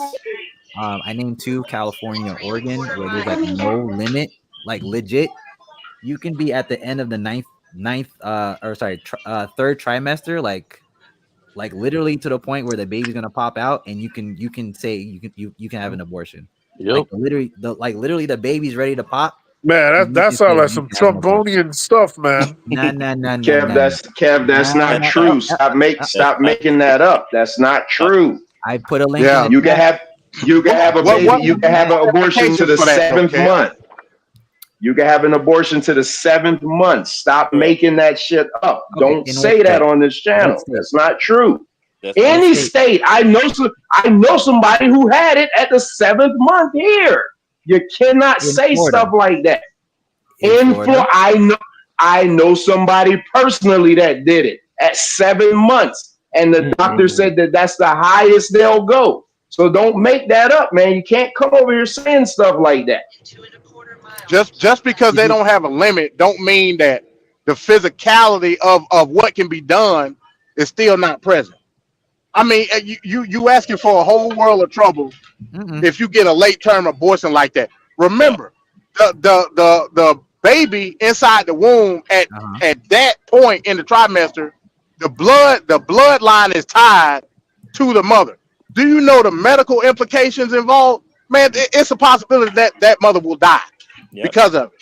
A high probability. So when people say these things, we got to look at all the aspects of what we're talking about. All right, nobody's having no abortion at 9 months. Are you going based off Florida's laws or California's laws? No, I'm going off of common sense. No. Common sense has been lost, and you know it, MD. It's about the laws. I'm going based off all the other laws in other states, like California, where I literally, I even put on the chat, in Oregon's own website, there's no limit to where you can have an abortion. Okay. So you want to challenge the legal eagle? Okay, I got you. Go ahead, finish up. Oh yeah. I'm challenging it because the fact is right there. So yeah, there's no limits to it, and it's even caught on video where So Trump mentioned that there's like a former governor in Virginia. Somebody's making noise. Somebody's at a microwave or something. Yeah, somebody's making the hot pocket. Oh, I'm trying to heat up my chicken. Somebody got to turn on the hot pocket in the damn. I'm trying to heat up my chicken, my man. We're going hot pockets, the cheapest meat on the planet, nigga. Yeah, man. Last point. So Trump mentioned that there was like a former governor in Virginia that mentioned that he mentioned that the baby can be taken out, so like post pregnancy, and put on the table, and the physicians will decide what they're gonna do with the baby. And man, that's poppycock. When you look at the actual interview of that former governor. Like he was legit talking about that, like that. So basically, they were trying to put into law. It didn't get passed, but basically, he was talking about like they're trying to get a bill passed to where you can do that if the baby was to cause mental health, or I'm sorry, the pregnancy was to cause mental health, or cause any physical physical illnesses to the actual mother. So Trump is giving like half truths, but he's not talking out his ass. Like there's actual evidence out there. If you look it up, then you'll be like, okay, I get where you're coming from. Kev, I got a question. So when did they bite you and you started to turn? When did you guys? When did you get bit? Hey, remember, Kev doesn't believe in the transatlantic slave trade either. So, hey, Kev, let me tell you something. My daughter was born. A little under 3 months early.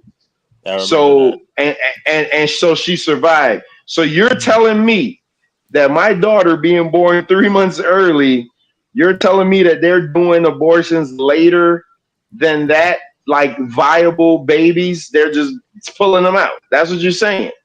Oh yeah, third trimester. Because no, Kev, no. No.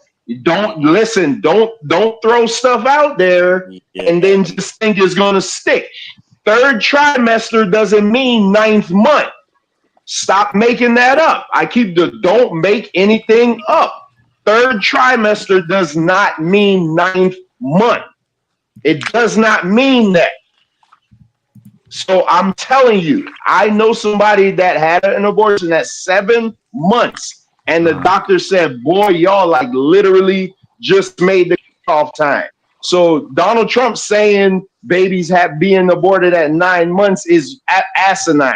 And for you guys to regurgitate that just to try to make Kamala look bad is even more ridiculous. It's the most freaking, and that's why I say Donald Trump literally appeals to the low-hanging fruit.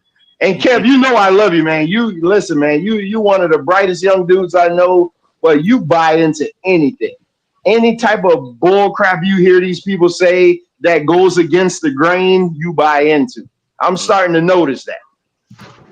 Do you want me to give you evidence or?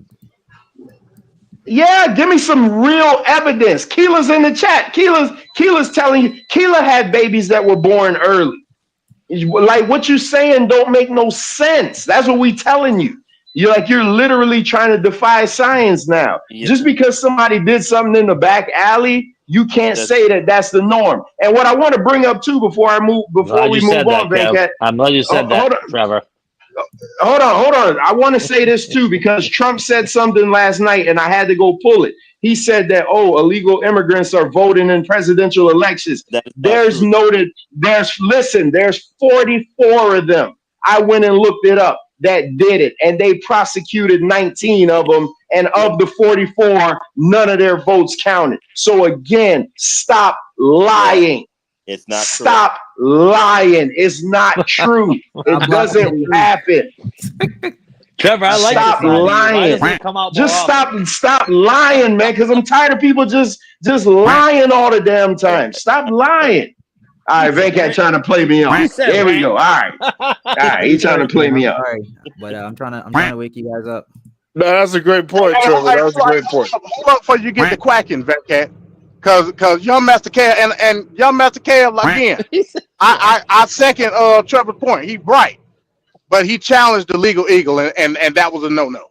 So what I had to do, because he brought up the evidence and looking it up and what the governor of West Virginia, it's a thing called gestational age limit. And the states don't set the gestational age limits. The abortion clinics do.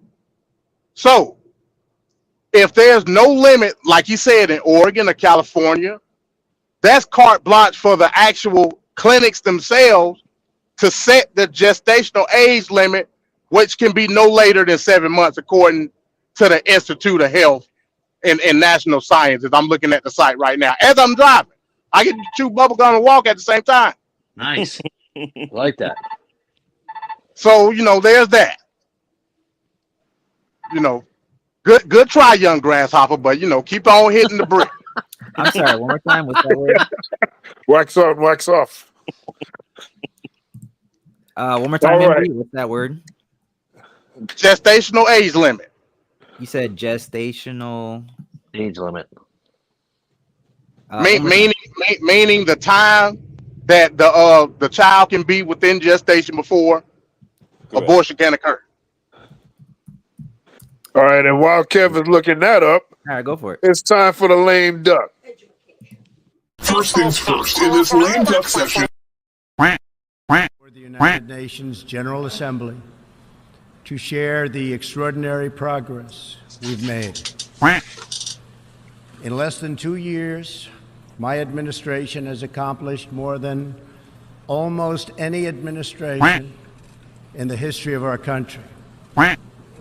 America's so true.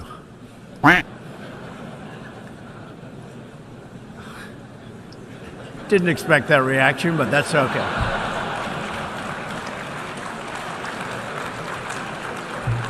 Ladies and gentlemen, we got him.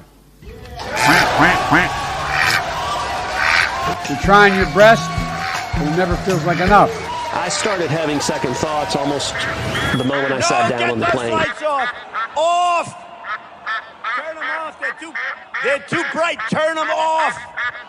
Turn them off. Let's go. Ready? Turn We go back a long way. She was 12, I was 30, but anyway. So I changed my return flight and flew back on the first available flight I could take. I'm sick and tired of smart guys. I'm sick and tired of ordinary people being fleeced. I'm tired of being quiet. I'm sick and tired. I'm just sick and tired. We have this notion that somehow if you're poor, you cannot do it. Poor kids are just as bright and just as talented as white kids.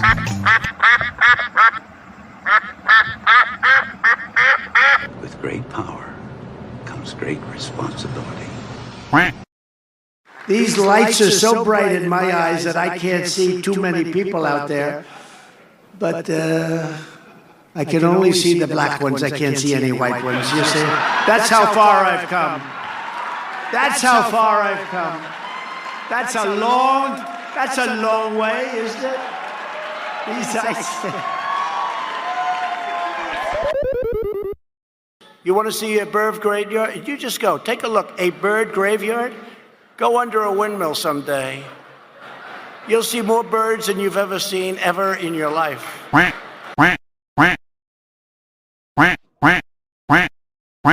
Presidential candidate J.D. Vance is now pushing a bizarre conspiracy theory that is taking the right by storm. Tonight, CNN's Tom Foreman has fact-checked this claim about Haitian immigrants abducting and eating pets in Springfield, Ohio. Tom? Hey, Abby, even in the toxic political climate of our times, this is a wild claim. Republican vice presidential candidate J.D. Vance, who has railed about a large influx of Haitian immigrants into the rather middle-sized town of Springfield, Ohio, posted, "Reports now show that people have had their pets abducted and eaten by people who shouldn't be in this country." And this claim, which focuses on kittens and ducks, has exploded in the far-right echo chamber, amplified by the Trump campaign, conservative commentators, Senator Ted Cruz, Donald Trump Jr., Elon Musk, and more. They are saying and or implying if you elect Vice President Kamala Harris, her immigration policies will put your pets at risk. But to be clear, this allegation against these immigrants is patently false. A far-right fever dream which could easily prey upon racist and xenophobic fears. According to Springfield city officials, there is no foundation for any of this. In a statement, they said, "We wish to clarify that there have been no credible reports or specific claims of pets being harmed, injured, or abused by individuals within the immigrant community. Additionally, there have been no verified instances of immigrants engaging in illegal activities, such as squatting or littering in front of residents' homes. Furthermore, no reports have been made regarding members of the immigrant community deliberately disrupting traffic." Yet, when CNN asked Vance's office why he is pushing such a blatant lie, they said, Senator Vance has received a high volume of calls and emails over the past several weeks from concerned citizens in Springfield. His tweet is based on what he is hearing from them. But again, there is no truth to what he is hearing, and that is easy to check. Abby? Tom Foreman, thank you for that. I mean, it's amazing because those citizens are hearing conspiracies and then they're calling J.D. Vance's office. And instead of telling them, "Sir, ma'am, this isn't true," he's tweeting that it's true and it's not. One other thing. We finally found cat ladies that J.D. Vance does not hate. Yeah. Well, I mean, I guess it's kind of ridiculous the amount of time we have spent in the last 8 weeks and with this campaign since J.D. Vance got elected talking about cats. You know, Elon Musk, Stephen Miller, Ted Cruz, official, congressional committees are tweeting this stuff out. Has it become a meme or is it just spreading a conspiracy? It's a meme and a conspiracy. These people can always say, "Oh, I'm just joking. We're just having fun." But they're also pushing a racist lie. And what they're doing is they're shouting the lie so loudly that they're hoping that their feelings will only be heard and the facts will never catch up. Allegedly, Haitians are going around and taking people's pets and eating them. the duck pond in a local park is being picked clean. So allegedly, you have Haitians in this town of Springfield, Ohio, that are going by and eating ducks. These claims are unfounded. These Haitians are running into trash cans. They're running into buildings. They're running into, they flipping cars in the middle of the street. And I don't even want to seem like I'm coming down on the immigrants, because it's the people that's bringing them down here. Because wherever they're at, that's what they're used to, bro. They're in the park grabbing up ducks by their neck and cutting their head off and walking off with them and eating them. So we should note that the man you just heard from is local resident Anthony Harris, who is also allegedly running for mayor of Clark County. According to the Washington Post, the guy carrying the goose, by the way, was photographed in Columbus a month ago and is not obviously an immigrant from Haiti, much less one from Springfield. Nonetheless, right-wingers are running with this whole narrative, including Elon Musk and the official Republican House Judiciary Committee X page. So here's Elon Musk posting about it. That's an AI generated image of Trump hugging a kitten. You have to clarify, because MAGA might believe it. No, but that image is hilarious. And then you also have this from Ted Cruz: please vote for Trump so Haitian immigrants don't eat us. So look, this is obviously disgusting and stupid. And if Republicans want people to take their legitimate claims about migrants seriously, they should probably avoid discrediting themselves with nonsense like this. In Springfield, they're eating the dogs, the people that came in. They're eating the cats. They're eating the pets of the people that live there. And this is what's happening in our country. And it's a shame. As far as rallies are concerned, as far as the reason they go is they like what I say. They want to bring our country back. They want to make America great again. It's a very simple phrase: make America great again. She's destroying this country. And if she becomes president, this country doesn't have a chance of success. Not only success, we'll end up being Venezuela on steroids. What they have done to our country by allowing these millions and millions of people to come into our country, and look at what's happening to the towns all over the United States. And a lot of towns don't want to talk. It's not going to be Aurora or Springfield. A lot of towns don't want to talk about it because they're so embarrassed by it.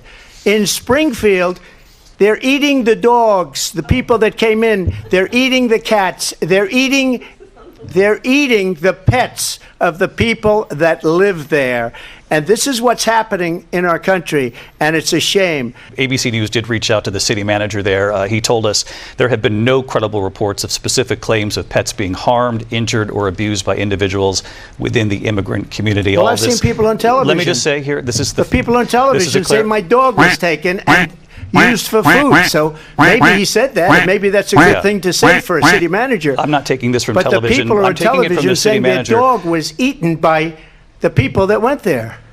Again, the Springfield city manager says there's no evidence of that. Vice President Harris, I'll let you respond to the rest of what you've heard. You talk about extreme.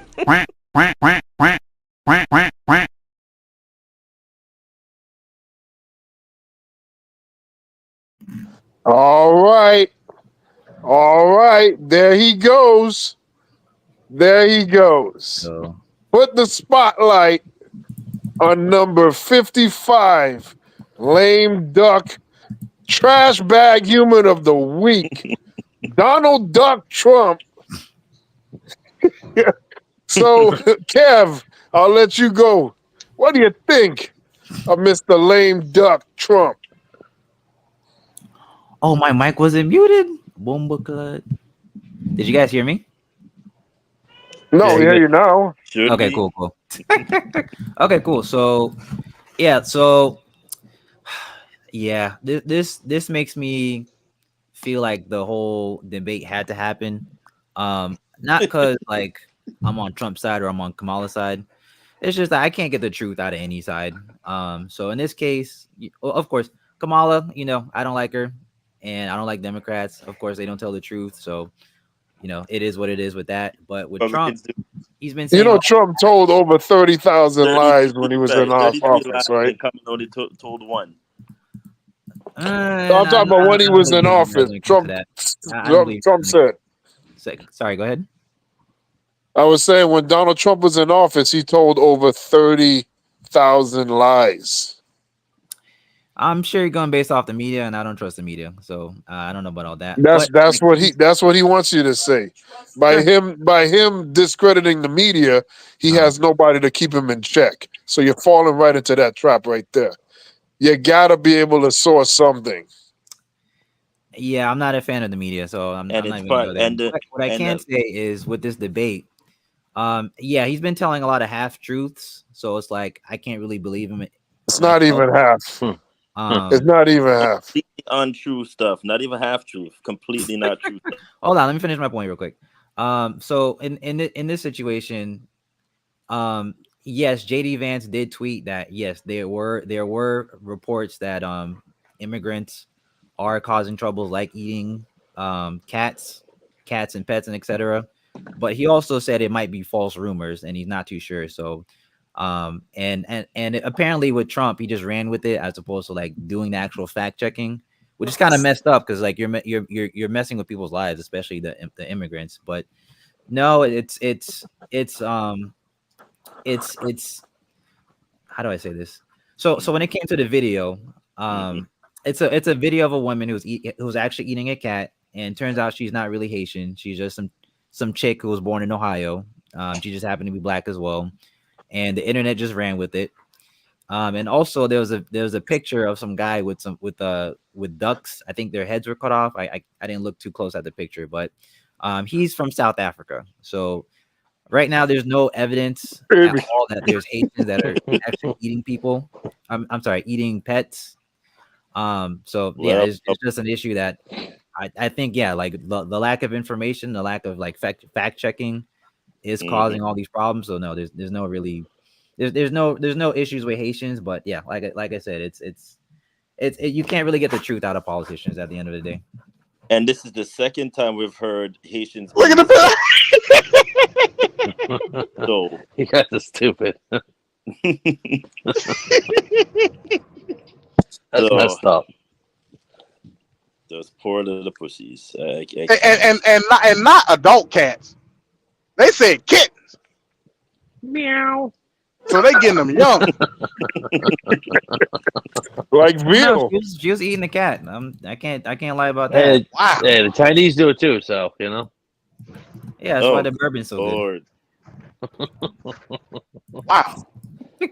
That ain't chicken meat. You In the pond, they bought the man said that they picking up the ducks by the neck and just running away with them. And running away with it. Crazy. And the thing about it was that nobody said, but where's your proof, Anthony? Anthony, where's your proof? I don't mean to sound like I'm coming down on the immigrants. Like, that's the first rule. Anytime you hear something like that, you automatically should have a red flag. You don't want to come down on the immigrants, but yet you're saying something that's not true. Where's your proof? Where's the proof that you saw the Haitian man you claim that had the ducks, had the heads cut off? It was asinine, just complete asinine. And the fact that even when Vance was asked the same exact question, he was like, well, it was my constituents, and they said, and it was like, really, sir? So did you have verification on what you were saying? And then he did the same thing that Trump did last night, which was he pivot back to some nonsense of, the economy, and this is why. That is not the question. The question was, do you have proof that someone that you claim was in Springfield, Ohio, has been eating ducks or dogs or kittens? Couldn't answer the question. This is my problem with the MAGA crew. If you guys are going to spew your lies and nonsense, and yes, the media lies, we all know that. People lie, men lie, women lie, kids lie. But at the end of the day, the media is a, what would we say, MD? A lesser of two evils. I wouldn't even say that. It's a part of our Constitution. You do need the freedom of the press. You need the freedom to speak. Yes, I might not like Donald Trump, but he has the Constitution does enable us to have free speech. This is where the media comes in to fact check. There's checks and balances. When you guys make up stuff, and then we ask for proof, and then you go into another direction of not answering the question, that becomes a problem for me. Because it's like, okay, well, where's the proof? I could say I'm writing the paper, and the teacher will always say who, what, when, where, and why, but I need your proof. Show me your proof before you hand in the paper, because you have to cite your sources. This has never changed. Cite me your sources, people. Please stop doing this nonsense where we're coming up with all sort of diatribe and nonsense. Right. Well. To that point, though, Ricardo, there is, and it is free speech, but it's also the yelling out the fire in the theater doctrine. Like it's a thing between free speech and incitement. You know what I'm saying? And I'm trying to say this is incitement, but Trump, he got a way of gaslighting people. It was a book that I read a few months back called "How Trump Gaslighted America," and they go through the steps of how you gaslight. Step is obviously you provocate. You know what I'm saying? Another one of those steps are denial, meaning once somebody try to fact check you or dispute what you say, you don't put the yourself. You say, well, I read about it, or people are saying. That's one of the steps of gaslight. So when we look at this stuff, it's all provocating a certain event, a certain instance, in order to garner a reaction to a certain base. The reason why it had to be Haitians wasn't necessarily because of the black. It was because of the phobic immigration division that we're going through in this country right now. Facts. You know what I'm saying? I can only assume that maybe Haitians are a large immigrant demographic. You feel I don't know. I can only say, hey, voodoo, blah, blah, blah. Talk about man, they don't know voodoo and all that. Hey, maybe let's use that as a tactic. Somebody put out something, boom, there you go. Misinformation starts. Well, not even misinformation, disinformation. This is Call it a lie. Just call it for what it is. It's not only the second time he's done the Haitian community. So I wonder, are we still gonna give him lies after this? After that first fiasco he said about Haitians, and then now we're doing the same thing again to the Haitian community. This is crazy. I'm not even from Haiti, and I'm like, okay, so when are we gonna stop pivoting to calling out Haiti's name? Like it's getting tired, and the dog whistling to the white nationalists again. He did the same thing again last night, which I don't know if anybody's not smart enough to detect it. Why are we still doing dog whistling at this point? Like, it's getting old and tiresome.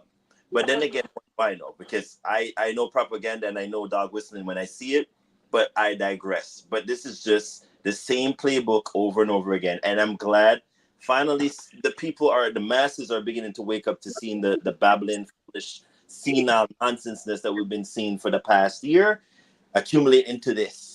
How wonderful for you, Trump and MAGA Knights and Vance and the rest of y'all. Kudos to y'all. Keep up the good work, because you're proving my point that I've been saying this whole time, leading to November the 14th. Y'all are awesome. All right, Trevor, your viewpoint on the lame duck trash bag human of the week. Yeah, I only because my headset and my phone about to die, so I got like a minute. I'll expound on this. This goes right back to what I said earlier. He's literally playing to the low hanging fruit. The people that he knows he can rile up with this stuff, and they're gonna get all, see, our cats and dogs. Let me ask you a question. Hasn't this country always had an immigration problem? So why weren't cats and dogs being eaten during his administration? Or were they? But nobody just was talking about it. This guy literally, he knows his audience. He literally could play to the low hanging fruit, just like I've been saying all night. What is very, very interesting though, Kev emphatically said that the abortion stuff was true. But when he came on to talk about the cat eating, he was hemming and hawing, saying that it was half truths. Y'all just look at that. You just look at that. People's actions. Is there a bias there? Say a lot. There absolutely is a bias, because they were talking about Haitians. He don't want to discredit his countrymen. You notice when I it came don't know to what the you're talking abortion, about. when it came to the Haitian thing, oh man, I mean when it came to the abortion, oh yeah, emphatically you can have an abortion at 12 months, blah blah blah blah blah. But the minute it came to somebody discrediting his countrymen, it's like, oh man, there may be a half truth there. We don't know. You got to see the facts. And now you want to see the facts. Trev, Yes, sir. I literally sent you a video in the group chat of the I governor haven't watched saying it. out of his mouth You, that they were trying to push a bill to do that. you know I don't watch all those videos. You know that. Oh, okay, fair enough. But yeah, I showed you proof. Is what I'm saying. So yeah, Somebody playing I'm Mario not the type to Brothers. talk out of my ass. Like there's times to like said say jokes, Mario. but like when it comes to proof in the pudding, and I present the evidence, or I tell you like, okay, you can go this direction and you can get the source of what I'm talking about, then at least check out that source to say, okay, this is my opinion or this is not my opinion. Because when it comes to information, like it's something that you can use to discredit people or use to weaponize, and of course we're seeing that with this debate. But yeah, in general, if I'm giving you a source, then at least look at the source to be like, okay, maybe he has a point or maybe he does not have a point. Now I agree with you on that, young Mascara. I agree. Points for me. All right, so let's go to Jeremy on this one. All right, so fellas, I agree with you on the point of him trying to emphasize on cats and eating and playing the whole immigrant card, because they play the immigrant card, they play the race card. There's a lot of race hustlers out there. There's immigrant hustlers. They're all hustling all kinds of stuff, right? Because at the end of the day, they want you divided. They want you set apart so they can do what they want with you and where they want with you, and dress it up sweet and nice, and put a bow on it and say you want it, you love it, look at this is wonderful. But at the end of the day, it is nothing but ill intent towards people in the country. The politicians never have cared for people, and I just don't understand for the life of me why we continuously go down the same rabbit hole of believing these people that are supposedly for our good, and it doesn't end. It always ends up getting worse. More problems arise from their so-called remedies. It amazes me. But to the whole Trump, I'm going to show you what you get with Trump. And it's going to be based upon the word of the Lord. If you go to Ecclesiasticus 28:8-9, it says, abstain from strife, and thou shalt diminish thy sins. For a furious man will kindle strife. A sinful man disquieteth friends, and maketh debate among them that be at peace. That's what that man does. And as far as when we speak on things, Jesus said himself in St. John 3:11, says, verily, verily, I say unto thee, we speak that we do know, and testify that we have seen. You got to speak what you know and testify what you see. If you don't know the truth, keep your mouth closed, because you could be bearing false witness, and that ain't right. You can be lying on somebody indirectly, directly, however you want to put it. You could be lying on somebody. So I agree with Trevor. Search out first before you start making comments on it. Search out if it's true or not, because when you start lying on people unknowingly, that's not right, because none of us like when we're lied on by people, especially when we didn't do that or say that. And that happens a lot, unfortunately, because social media and the internet is full of it, and people will run with any old rhetoric, any old thing, just to fit into Johnny come lately narrative. And it's pretty sad. But at the end of the day, Trump is going to be what he's going to be. I'm not going to look for anything else. He's shown me what he is. I know what he is. I'm not going to expect anything else. Kamala Harris, she is who she is. I'm not looking for nothing else. Joe Biden, he is who he is. I'm not looking for nothing else.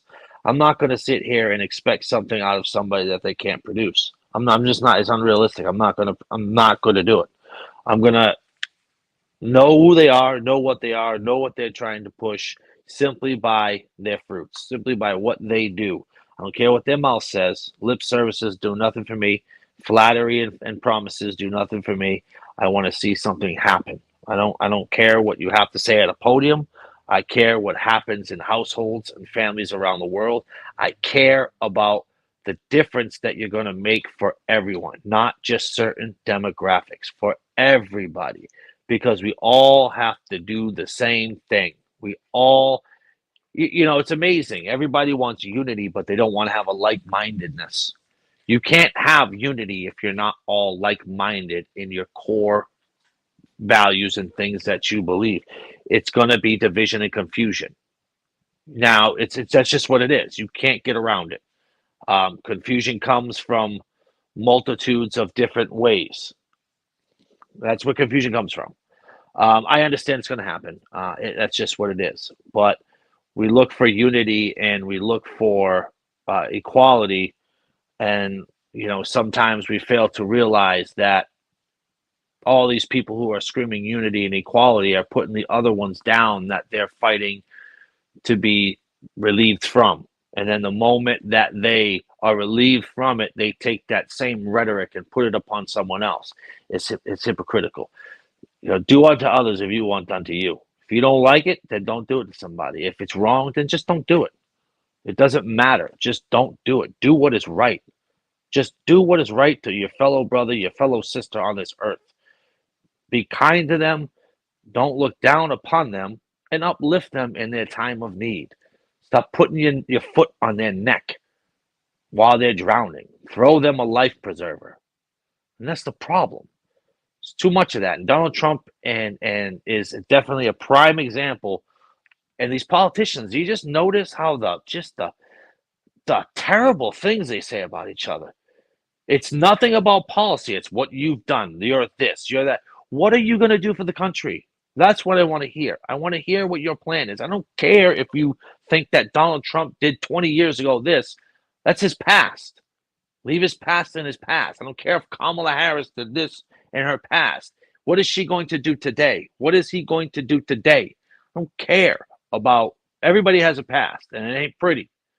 But if we continually bring up dirt on each other, no growth comes. And that's what these politicians do. It's dirt upon dirt upon dirt upon dirt. And then people feed into it, and then they pick sides on which dirt they like and what dirt they don't like. And it's like, come on, man. Come on. It's sad. It's sad that the world falls for it. Because at the end of the day, none of them have your interest at hand. I look at it in the individual houses every single day. Every single day. I see that they don't care. The only time they come around the poor, the needy, or anybody for that matter is election time. They don't ever go out to the public any other time. They sit down and do absolutely nothing. They don't care. They just don't care. You can elect whoever you want. I'm going to say it like I've had before, and I'll say it again. It's going to continue to get worse. Mark my words. And I'll leave it there. All right, thanks, Jeremy. So, Kev, I don't know if you've seen this, but I want you to see this video. This is an illustration of Donald Trump and policies, and the trouble with Trump not actually running on a policy of any sort. So he was asked to define something. Let's take a look how Donald Trump handled this. Donald Trump spoke yesterday to the Economic Club of New York. He was asked for specifics on how his administration would make child care more affordable. Specific legislation. Listen. President Trump, you talked about how the increase in the price of food, gas, and rent is hurting families. But the real cost that's breaking families' backs and preventing women from participating in the workforce is child care. Childcare is now more expensive than rent for working families and is costing the economy more than $122 billion a year, making it one of the most urgent economic issues that is facing our country. In fact, the cost of childcare is outpacing the cost of inflation, with the majority of American families of young children spending more than 20% of their income on childcare. If you win in November, can you commit to prioritizing legislation to make childcare affordable? And if so, what specific piece of legislation will you advance? Well, I would do that, and we're sitting down. You know, I was somebody, we had Senator Marco Rubio, and my daughter Ivanka was so impactful on that issue. It's a very important issue. But I think when you talk about the kind of numbers that I'm talking about, that, because look, child care is child care. There's something, you have to have it. In this country, you have to have it. But when you talk about those numbers compared to the kind of numbers that I'm talking about by taxing foreign nations at levels that they're not used to, but they'll get used to it very quickly. And it's not going to stop them from doing business with us, but they'll have a very substantial tax when they send product into our country. Those numbers are so much bigger than any numbers that we're talking about, including child care, that it's going to take care. We're going to have, I look forward to having no deficits within a fairly short period of time, coupled with the reductions that I told you about on waste and fraud and all of the other things that are going on in our country, because I have to stay with child care. I want to stay with child care, but those numbers are small relative to the kind of economic numbers that I'm talking about, including growth, but growth also headed up by what the plan is that I just told you about. We're going to be taking in trillions of dollars, and as much as child care is talked about as being expensive, it's relatively speaking not very expensive compared to the kind of numbers we'll be taking in. We're going to make this into an incredible country that can afford to take care of its people, and then we'll worry about the rest of the world. Let's help other people.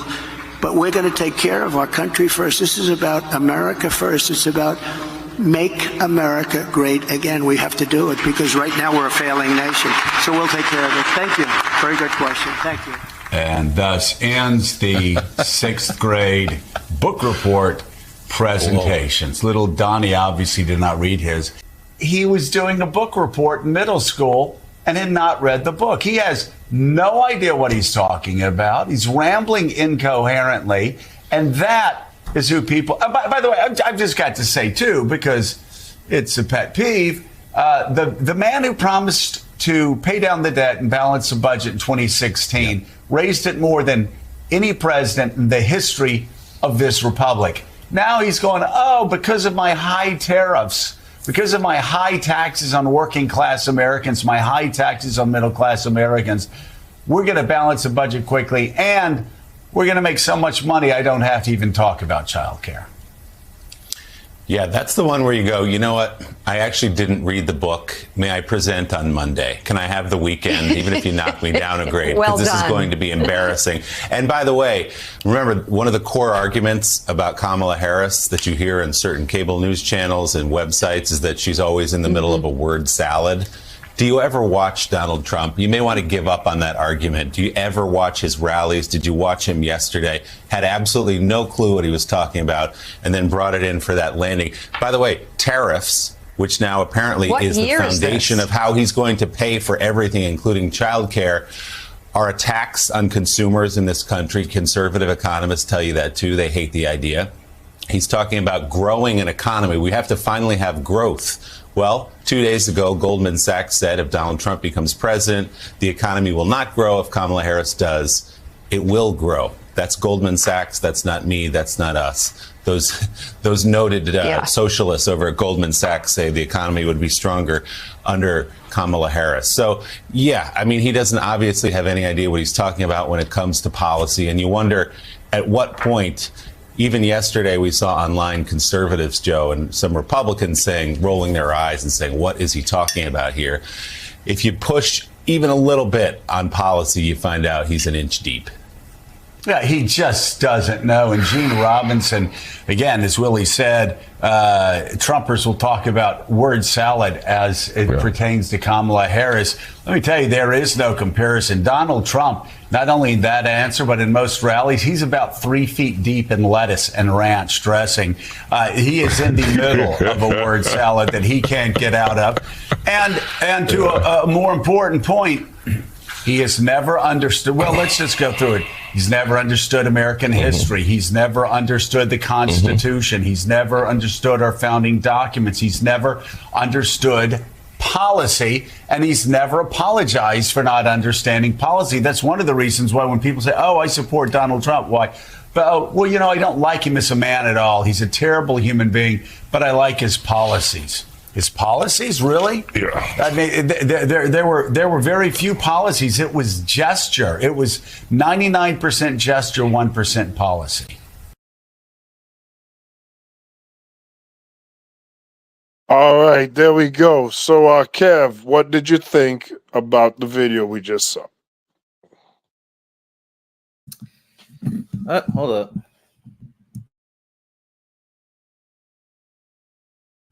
Sorry, my mic was acting up. Okay, can you hear me? Yeah, I can hear you. Okay, cool. Okay, yeah. So with that video, I think we could have just cut it shorter. I didn't think we need the commentary because, of course, they're gonna shit on Trump and what he says, but with the video in general, I think we needed more context because I don't really follow too much of what he was just saying. But from what it sounded like he was saying that we have to put some tariffs to cut some costs or cut production or something, and bring in income to where childcare wouldn't even be an issue. Yeah, we got to see the whole meeting to understand the whole context because it sounded like I think it was pretty straightforward. They asked him a very direct question: what is he going to do to support childcare in America, make it more accessible, and be able to be covered for more Americans in this country that work? And his answer was he just rambled around a bunch of different things that he said. He even did his catchphrase, "Make America Great Again." And I mean, come on, that was clear. Well, he was alluding to something that he mentioned earlier, but No, he talked about tariffs, which tariffs is the opposite of what he's trying to tell you. He says by putting these tariffs out, it's somehow going to miraculously make money for people, but a tariff is a tax on the American people that buy goods and services in the country. So that's the opposite. Exactly what it is. I would assume it's a tariff on other countries for like trading and stuff like that. So like I said, he was alluding to something he was mentioning earlier, so we don't have the full context. But what I can say is that's not gonna fly, man. That's not gonna fly. One sec. What I can say is I don't think it'd be that difficult to give more attention to childcare, because with immigrants right now, they're getting a bunch of benefits that could be going to the American people. Like I say on Man Talk Monday, my cousins from Haiti are getting Social Security. They're getting food stamps. They had so much food stamps, $700 a piece, that they gave me $200 each to go spend on groceries. Like $200 each. Like if I'm working a regular 9 to 5, I'd have to work like 2 weeks or cut a huge chunk of my paycheck to get. All right, hold on, wait a minute. 200. You got? Are you chunking your paycheck is 200? No, I'm saying if I worked a 9 to 5, like let's say I work. I don't care if you work any kind of fives. How is $200 in what, a month? 200 every 2 weeks. Like that's a big chunk of your paycheck. So that's $400 a month. Who the hell's living off that? Why are you guys painting the picture like they living up in high lap of luxury? They got PlayStations holding their bed up and whatnot. I mean, we got Xbox in the windshield. I mean, we're acting like they're living this lavish ass life, and it's $400. That's still trash. That's still trash living. They're getting Social Security, they're getting food stamps, they're getting benefits, and they also work. I challenge. People here are not even getting Social Security that are supposed to get Social Security. I'm not even guaranteed that. How the hell you get off the banana boat and get Social Security? How that work? That don't make sense. I mean, they're just spewing out anything. But that's what they're getting, and that's why you're seeing videos. So how old are these people? How old are these people? I don't understand how they're getting Social Security. Make it. How old?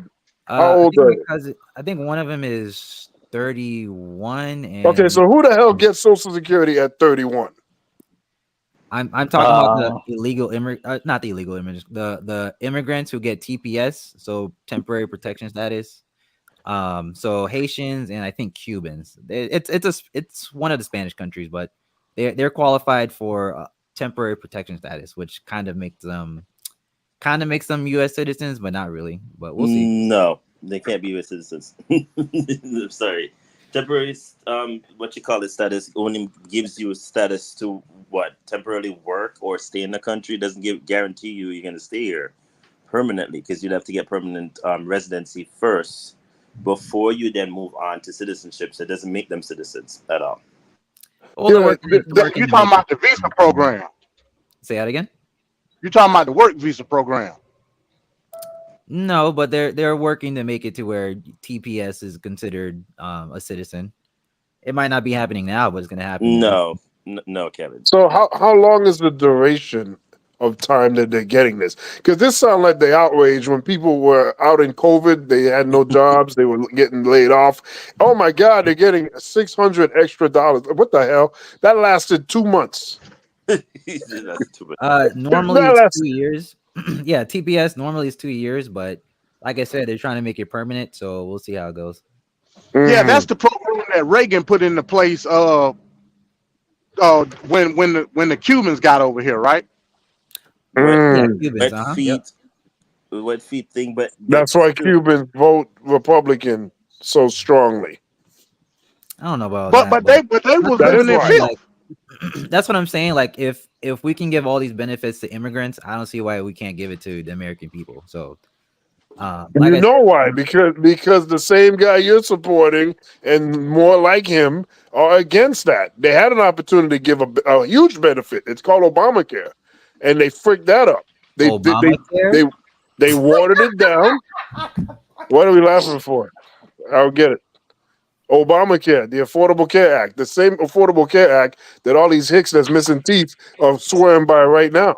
So yeah, it's a real deal. I had it when I was unemployed. It was great.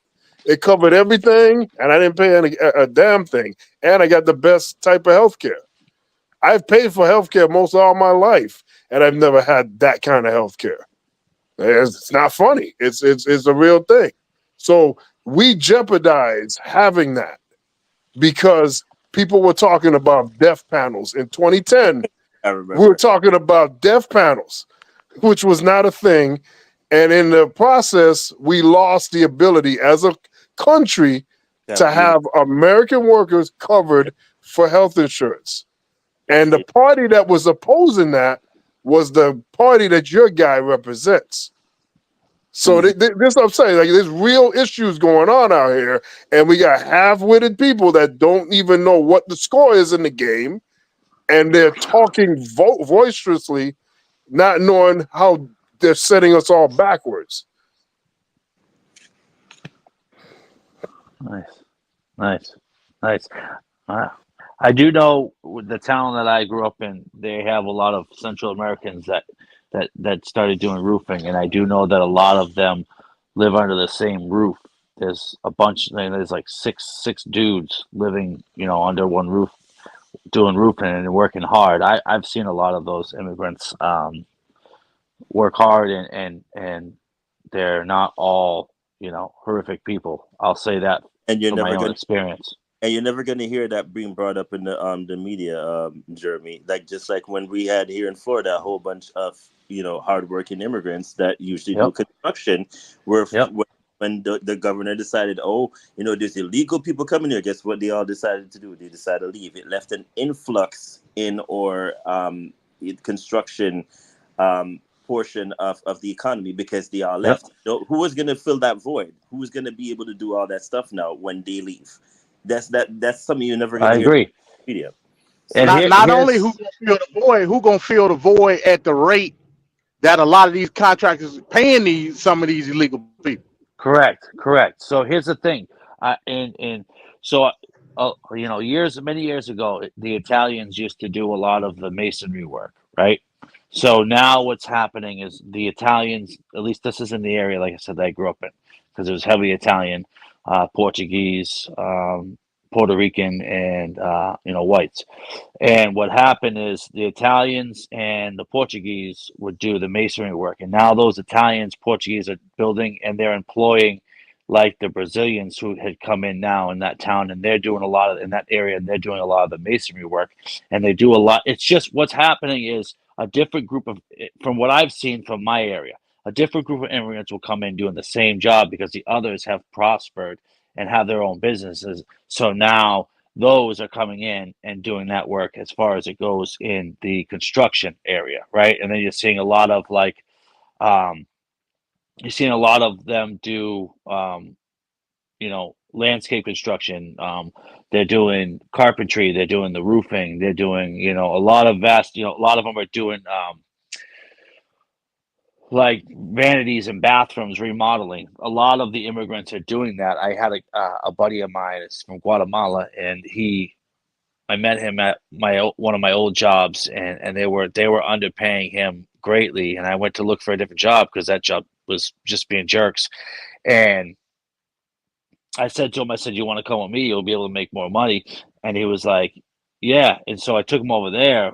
So I've seen both sides of it. I've seen the immigrants. I've seen more, in all honesty, in my life and what I've personally seen. I've seen a lot more hardworking immigrants than I have quote unquote criminals. Now there are criminals, of course. There's criminal white people. There's criminals regardless. But I've seen a vast majority of hardworking immigrants in the Latin community. I've seen them. I've actually worked with a few people from Africa, from Ghana, and they're hardworking. And what I've also noticed from those individuals is they are more genuinely kind than the people here. I've seen them. They'll offer the shirt off of their back, and they don't even have a shirt to spare. I've noticed that with them. So I've seen a different side of that. So this is why I don't believe in the whole all immigrants are bad, because I've seen too many of them that are good, that are looking for a better life. And people get jealous because they're working hard and they're getting these jobs, but they've earned it at the end of the day. If you earn it, you should have it. And that's just what it is. You're pretty much describing Trevor right there, and Ricardo. Because I've seen it firsthand many times. I've seen it in all areas, and I've seen these Brazilian fellows working 2 jobs just to send money home to their family, but living here or taking care of their family while they're here and all that. They work hard, like Hey, really hard. let me ask this real quick. It's going to be controversial, but I'm going to say it anyway. What's the best way to quell immigration here in this country? Does it ain't no right or wrong answer. I'm just asking. What do you mean by that? What's the best way to mitigate stopping people from coming over here? What would be the solution in your opinion? To stop them from coming over here? Yeah. Why would you? Here's the thing: if you're going to stop, again, I'm not saying that there should be an answer to it. I'm just asking. I see what you're saying. The best way is to paint a false picture and narrative against them so people hate them. Yes, I agree. Well, no, that ain't where I was going. Agree. I agree. Where I was going in 2020, when COVID hit and there were no jobs, immigrants were not coming over here at that rate, and that's what Trump points to. Trump points to you getting hot. Huh? Yeah, go ahead. No, I'm listening. No, I was just saying Trump points to that dip in the border crossing as his policies, but it wasn't. It was COVID, and people were like, "Well, I could be poor over here." Yeah, exactly. Right. So I wasn't getting to that either, but you in the ballpark. And this goes to your point, Van Cat. Now I don't necessarily agree with it, but I'll take your sentiment. If there was at what people call a living wage for all Americans in this country, that would fulfill all employment needs in this country. There you go. Now, I'm not saying I agree with that. I believe in a free market. So and going back to the original point of the tariff system. The tariff system, by design, is to quote unquote help manufacturing over here in this country. But that's not capitalism. I don't care how you try to explain it. It's not capitalism. Capitalism is for profit. That's literally what it means. What can I do to increase my profit? The tariff system is not necessarily antiquated to that. All the companies do is pass that tax on to the American consumer. Thus, Correct. we pay higher higher prices for the stuff that we consume. And Correct. this is economics 101. Correct. How people believe in this megamaniac world that somehow tariff is going to be the solution for all the problems in society is baffling to me. The first tariff George, what other president also went with tariffs? Well, George Washington went with tariffs, but no, what's the name? One of the worst ranked presidents of all time, Herbert Hoover. Oh yeah, Herbert Hoover increased the tariffs, but who decreased the tariffs? This another one. A lot of people say, and I agree, from a lot of social reasons, Woodrow Wilson compromised with who? The Republicans to cut tariffs because tariffs was anti-capitalism to the Republicans. But now in 2024, all of a sudden, tariffs is the greatest thing in the world. By default, tariffs is anti-Republican.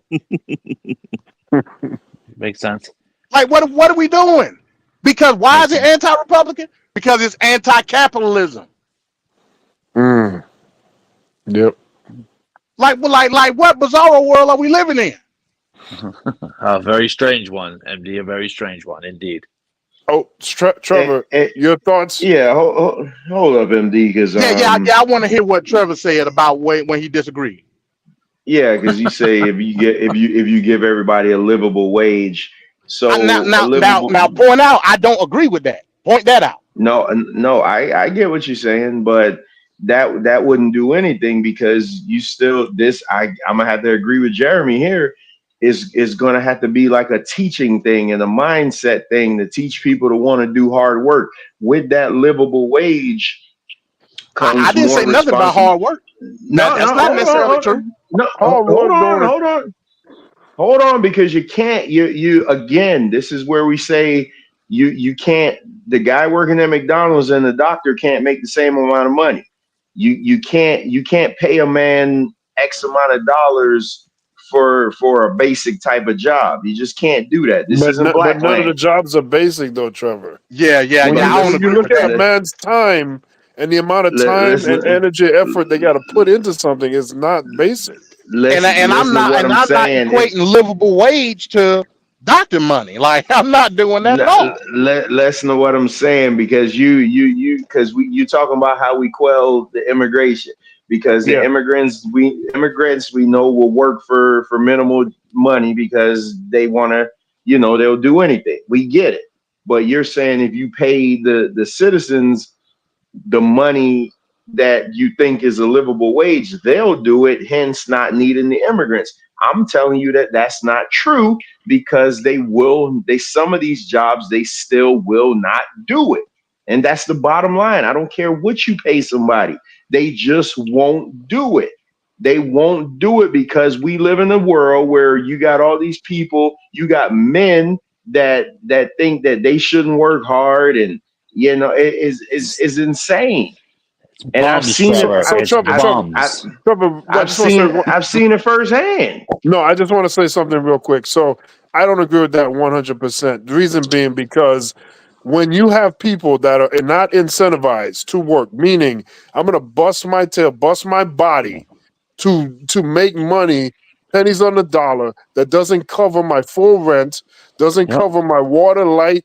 And that's the other thing too. If a job is commanding 40, 50, 60 hours of your time, and it doesn't allow you the financial freedom to be able to live on your own without a partner or anything of that nature, and with no support, that's a problem, because you can't hold yourself up on a job that is taking more 30-40% of your life away.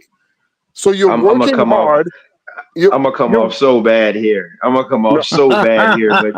just do better sense. than. If it's do better than. No, it's not. That's crazy. Do better. Because You're saying it's not is do better. It's not do better. I didn't tell you to come work for me. You decided to come work for me. That's a cop.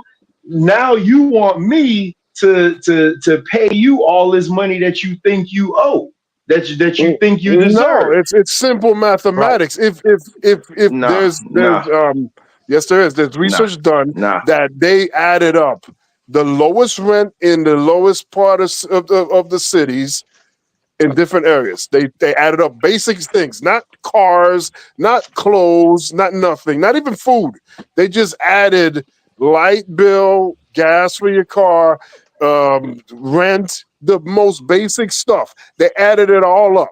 And then they looked at the lowest paying jobs or the little bit above lowest paying, and none of those jobs were even close to being able to fund that basic set of living. So you're in a conundrum. You're in a conundrum if your job is not being able to lift people up on the most basic level. Well, I Walmart think is that's the problem, notorious. though, Venkat. I think that's the problem, though, because you're antiquating wage with what should be sustainable rather than looking at the supply and demand of the actual job itself. Look, Trevor, you do the hiring at your job, correct? Yes.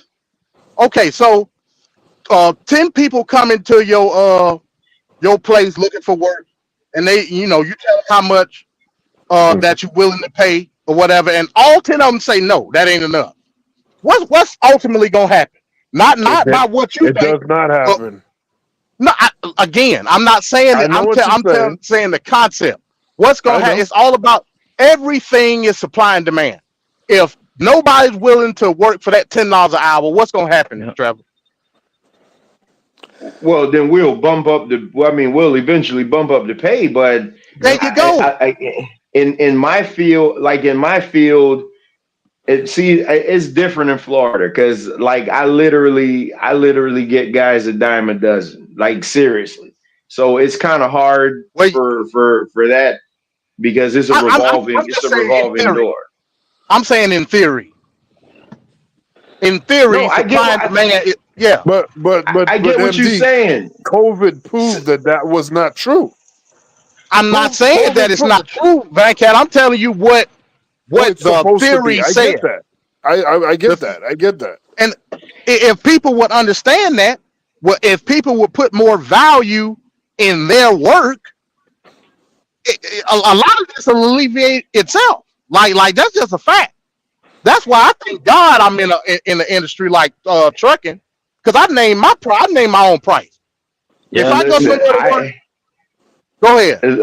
Listen, I am in that type of field where I literally had guys pre-COVID making X amount of money to now 4 years later, some making $5 to $7 more than what guys were making just 4 years ago. Why is that? Because we raised everybody's prices on our customers, so we gave it to the employees. You but you raised everybody's prices based on the fact it was the lack of that supply during COVID. That's why we made so much money. Yeah, because what we do is so specialized. Well, Venkat, that's why supply and demand. It's literally the industry that you in. What do you think the most worked industry is? What you think the most worked industry is? It's retail, right? It's retail. So you mean to tell me some kid working at a mall should make as much money as me? Why I don't understand why you're always equating it to you or a doctor or a lawyer. That's what you're doing. You're saying that everybody should. You're basically saying everybody should make the same amount of money. They can't. How do you get? I literally just said that the basic needs to get the lowest level place to live isn't being met, not even halfway from a job like that. That's a non-starter job at best. And there's too many jobs out there like that. I've seen jobs. When the show started, you heard me say that we bought this house 4 years ago. I wouldn't be able to buy it today. And that's with all my bonuses. That's with my gigantic raise and everything. So it goes all around the board. So hell, anybody would take more money. I'd always take more money. I'm probably going to go to my boss and tell him I need another raise. I mean, it is what it is. I think what you're doing is you're willfully ignoring a greater problem that's different for people. Like you're in a different industry, and that's not an excuse to be like, well, I could, because a guy that comes in and fix my toilet, he's getting $200 just for that job or more.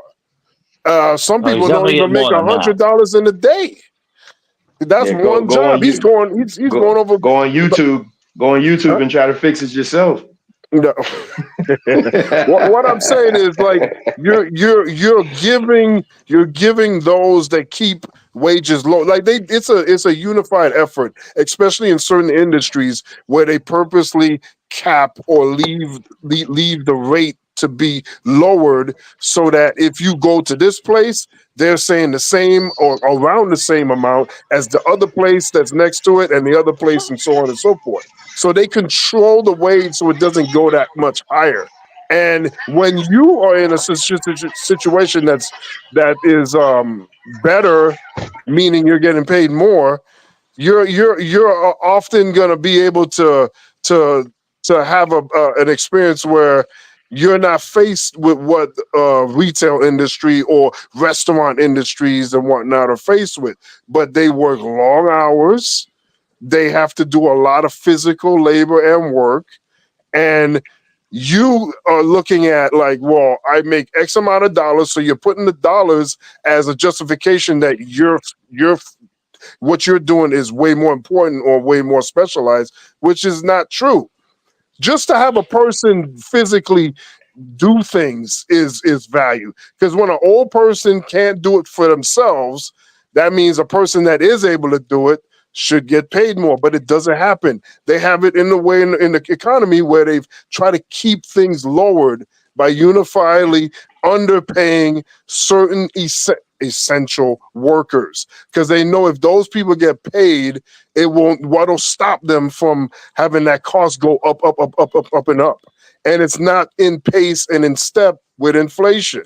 It's way off. People have had their rent go up $400, $800.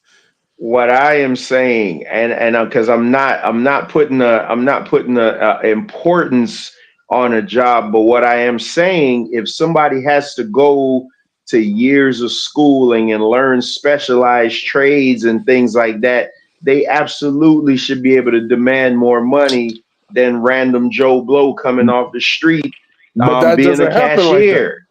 Like, come on, man. Van Cat, may I ask a question real quick? I just want to make sure I'm understanding what you're saying. So you're saying that the basic job should at least be able to cover the bare necessities in order to survive, correct? Of course. Why would it not? Why would it not? I just, that's what you're saying by what you're saying right here, correct? Right. Okay, I agree with that. It should cover. Nobody's saying that it should be above the bare.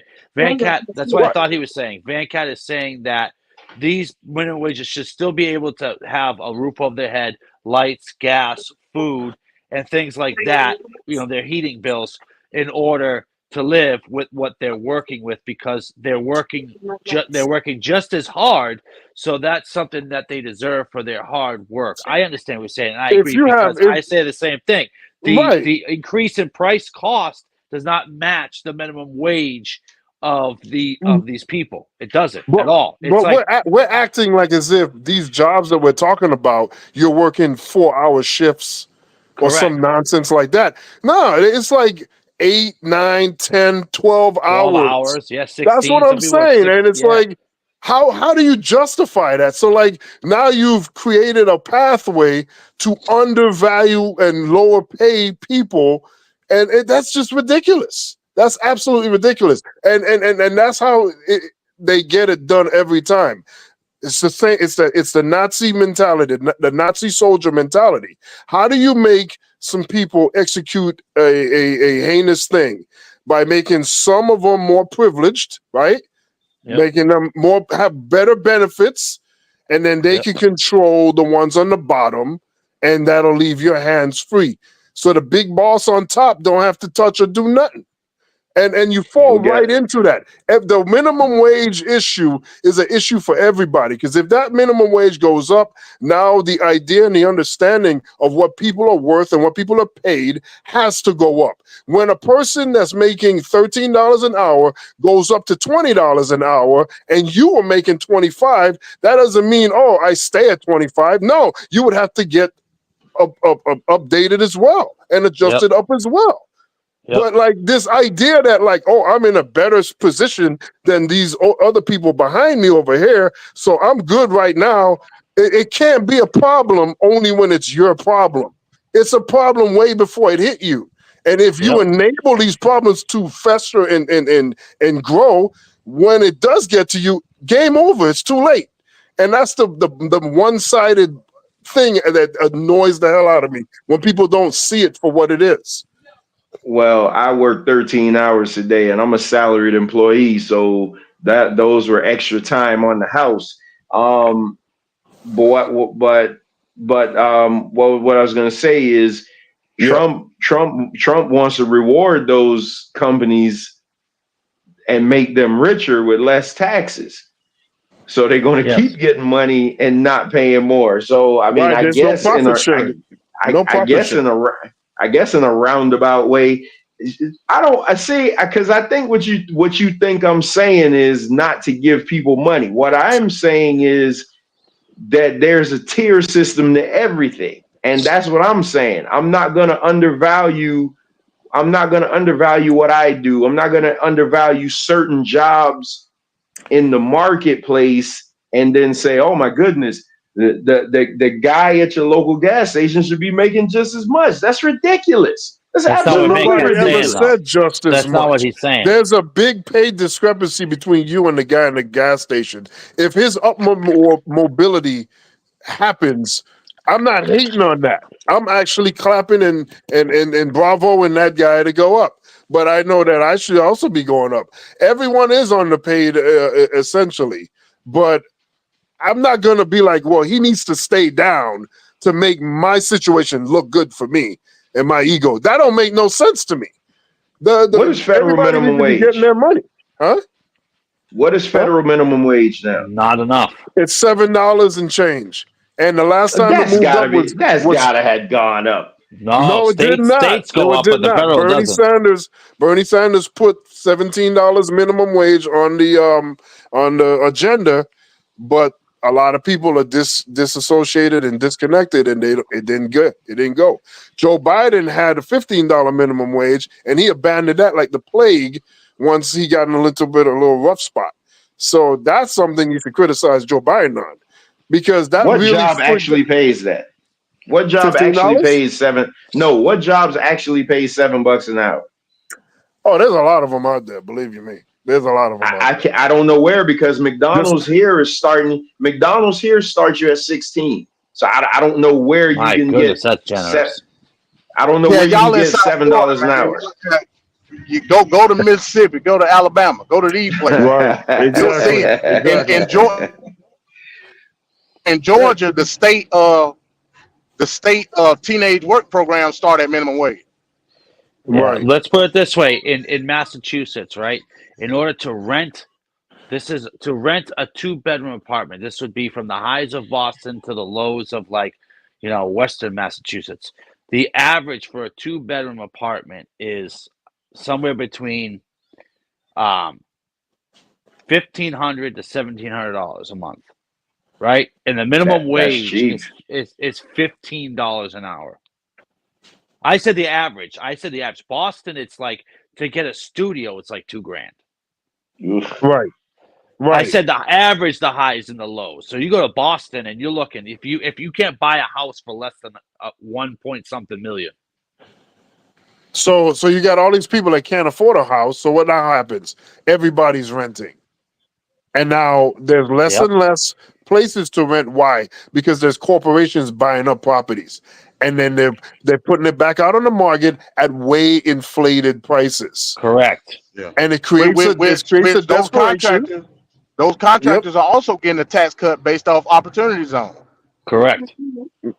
So the whole thing is frigged up, and I don't think the answer is make this guy that's being stepped on, make him even lower, so that there's a big ass divide between. I don't know. I don't know. That don't fly for me. The American worker needs to get paid.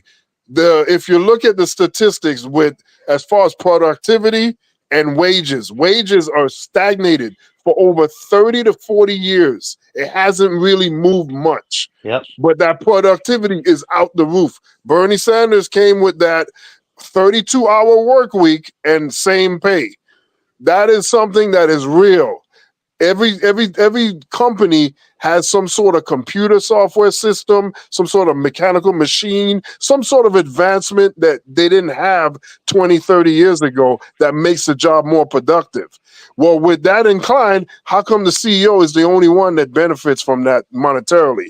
The friggin' workers should also get that. Your work day shouldn't be as long. Maybe you shouldn't work as many days or hours, but something got to give.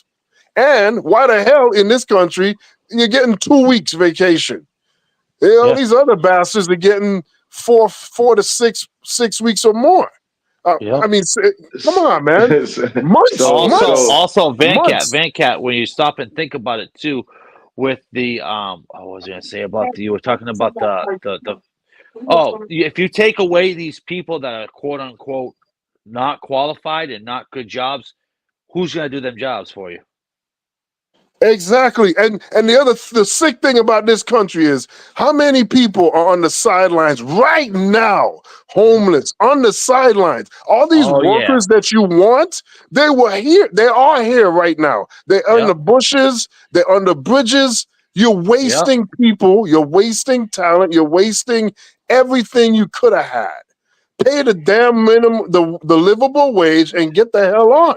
Or what the government needs to do is cut these bastards from all the subsidies. Why does corn have subsidies? Why does sugar have subsidies? Why does the oil industry have subsidies? And then they raise rates and whatnot on the same American public. Banks got bailed out. The first thing they did, they paid the CEOs bonuses. The same bastards that tanked the company to begin with.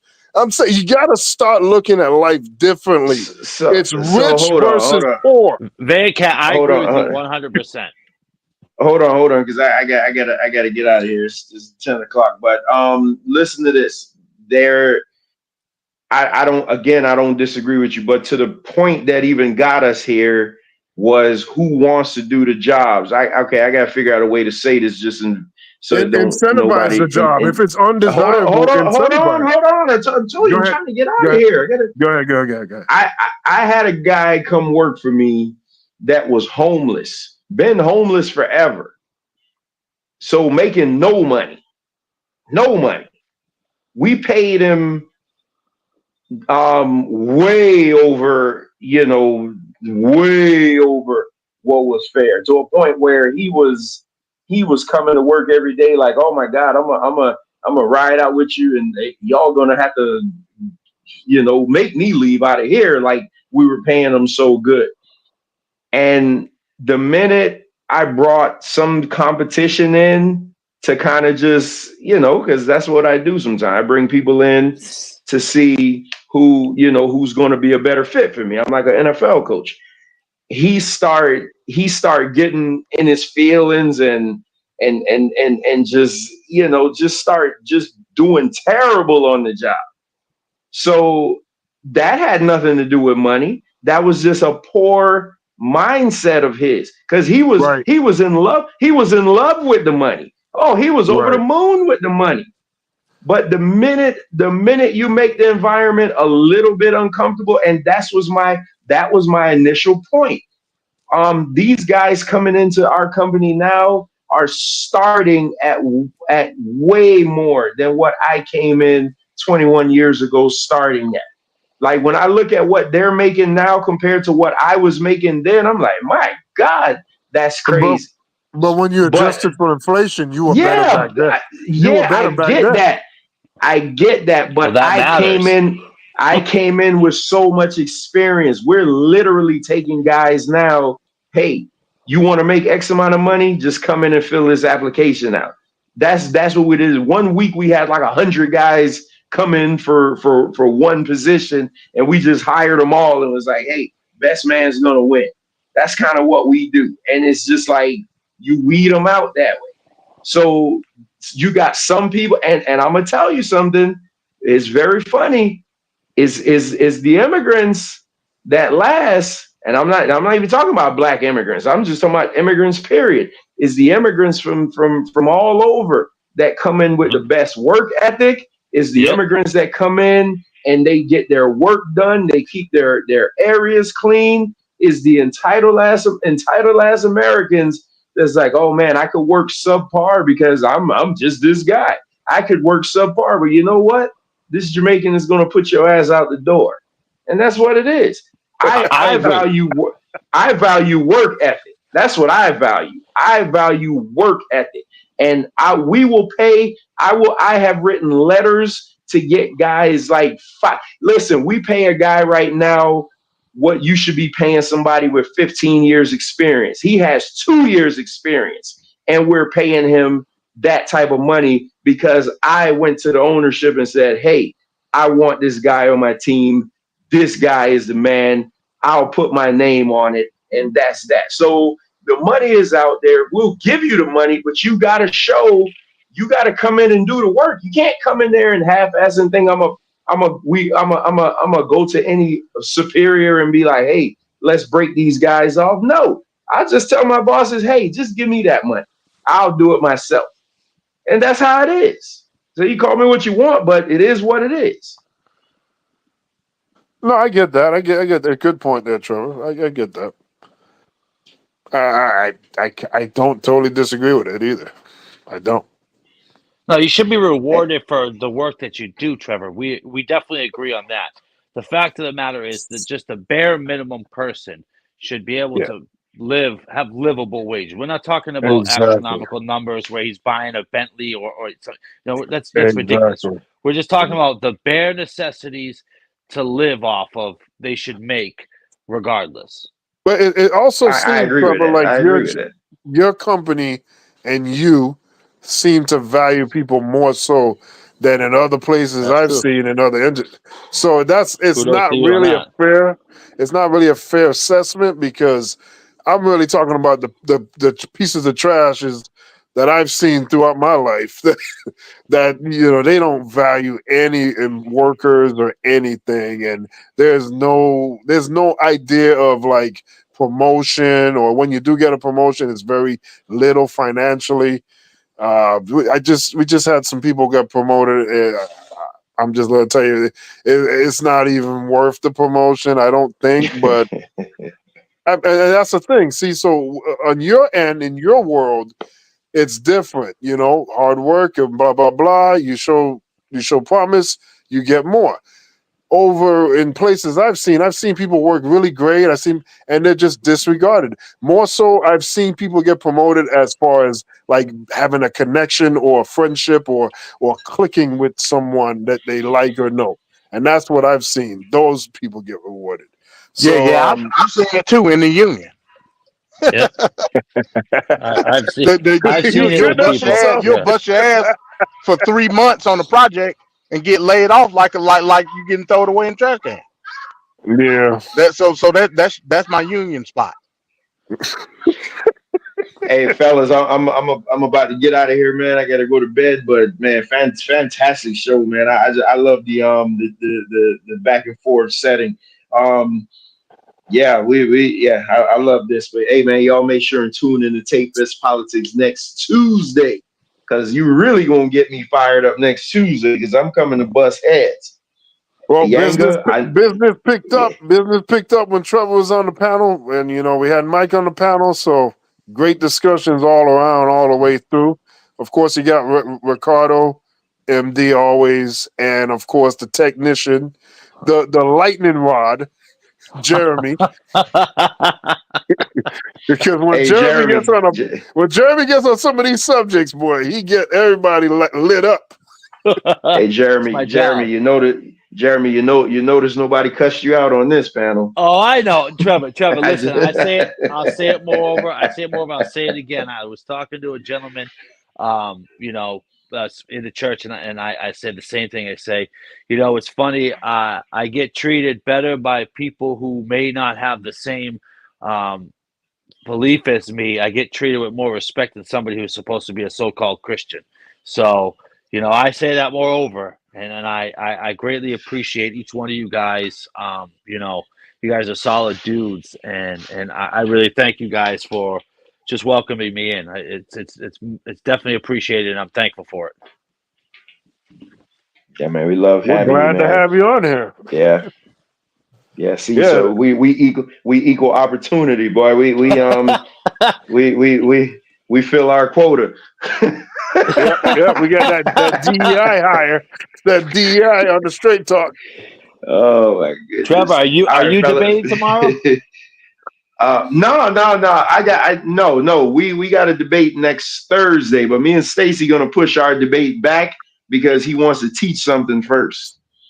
Okay, because I So we're definitely gonna want to push tune it in back for a that couple of because I weeks. want to see that one. Yeah. I'm gonna dust off the old slides and go and do my thing. I can't wait to hear it, Trevor. All right, fellas, All right. man. Great show, man. I'll talk to you guys. Peace, All right, brother. Trevor. All right, Ricardo, final sign off for the evening, sir. You guys are a great show. The debate was awesome. It was wonderful. At like MD mentioned last night in Thought Box, I don't think we're gonna have another one between Harris and Trump. We'll see how he feels going forward, but I'm looking forward to the VP debates, even though they don't matter.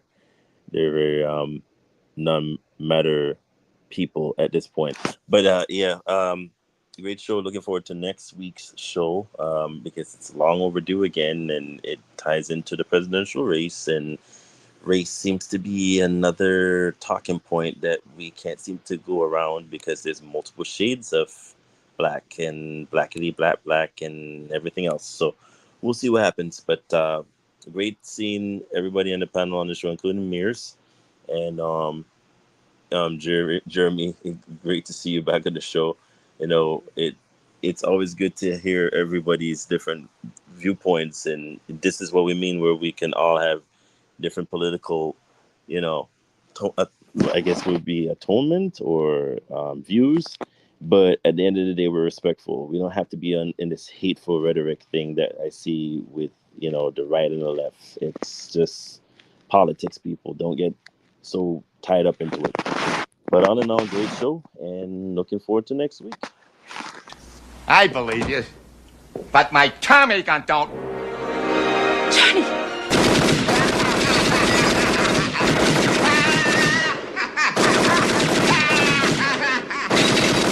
Great.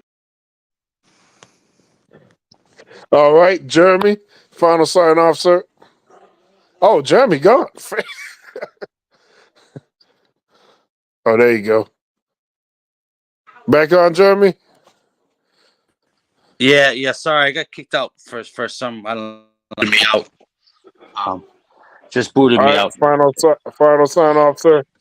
All right. I just, it was a good show. It was nice to chop it up with you fellas, and just hear different ways on different things. And I just want to echo the sentiments of Ricardo. He's right that we may have different views, but at the end of the day, if we come together as brothers and not enemies, it works out much better, and we can hear one another and learn from one another, and grow together. So it's wonderful. Thank you guys again for being so welcoming, and thank you guys for everything that you do. It's greatly appreciated, and continue to keep up the good work, fellas. God bless you. God bless Israel. God bless the Palestinians, and God bless the United States. Thank you very much. Thank you. All right, MD, final sign off, sir. Yeah, great show as always, man. Next week we gonna finally answer this question. Like, what is black? I need to know. Like, I need all hands on deck, and that's just what it is. And with that, I'm gonna say peace. Everybody want to be a nigga, but nobody want to be a nigga. How about that question? And there you go. He broke out the Paul Mooney. All right, so I'd like to thank everybody for tuning in today. Tequila, Bones, Maria G. Got to thank ODB, Mike, Murr, the technician, the lightning rod, Jeremy. We got Ricardo, MD20. Like to say peace to everybody. We'll see you next week for the Politics of Black number 3, where there may be more shots fired in that episode. It's going to be a very interesting and thought-provoking, fun episode. So we look forward to that. Until then, peace to everybody. We'll see you next week.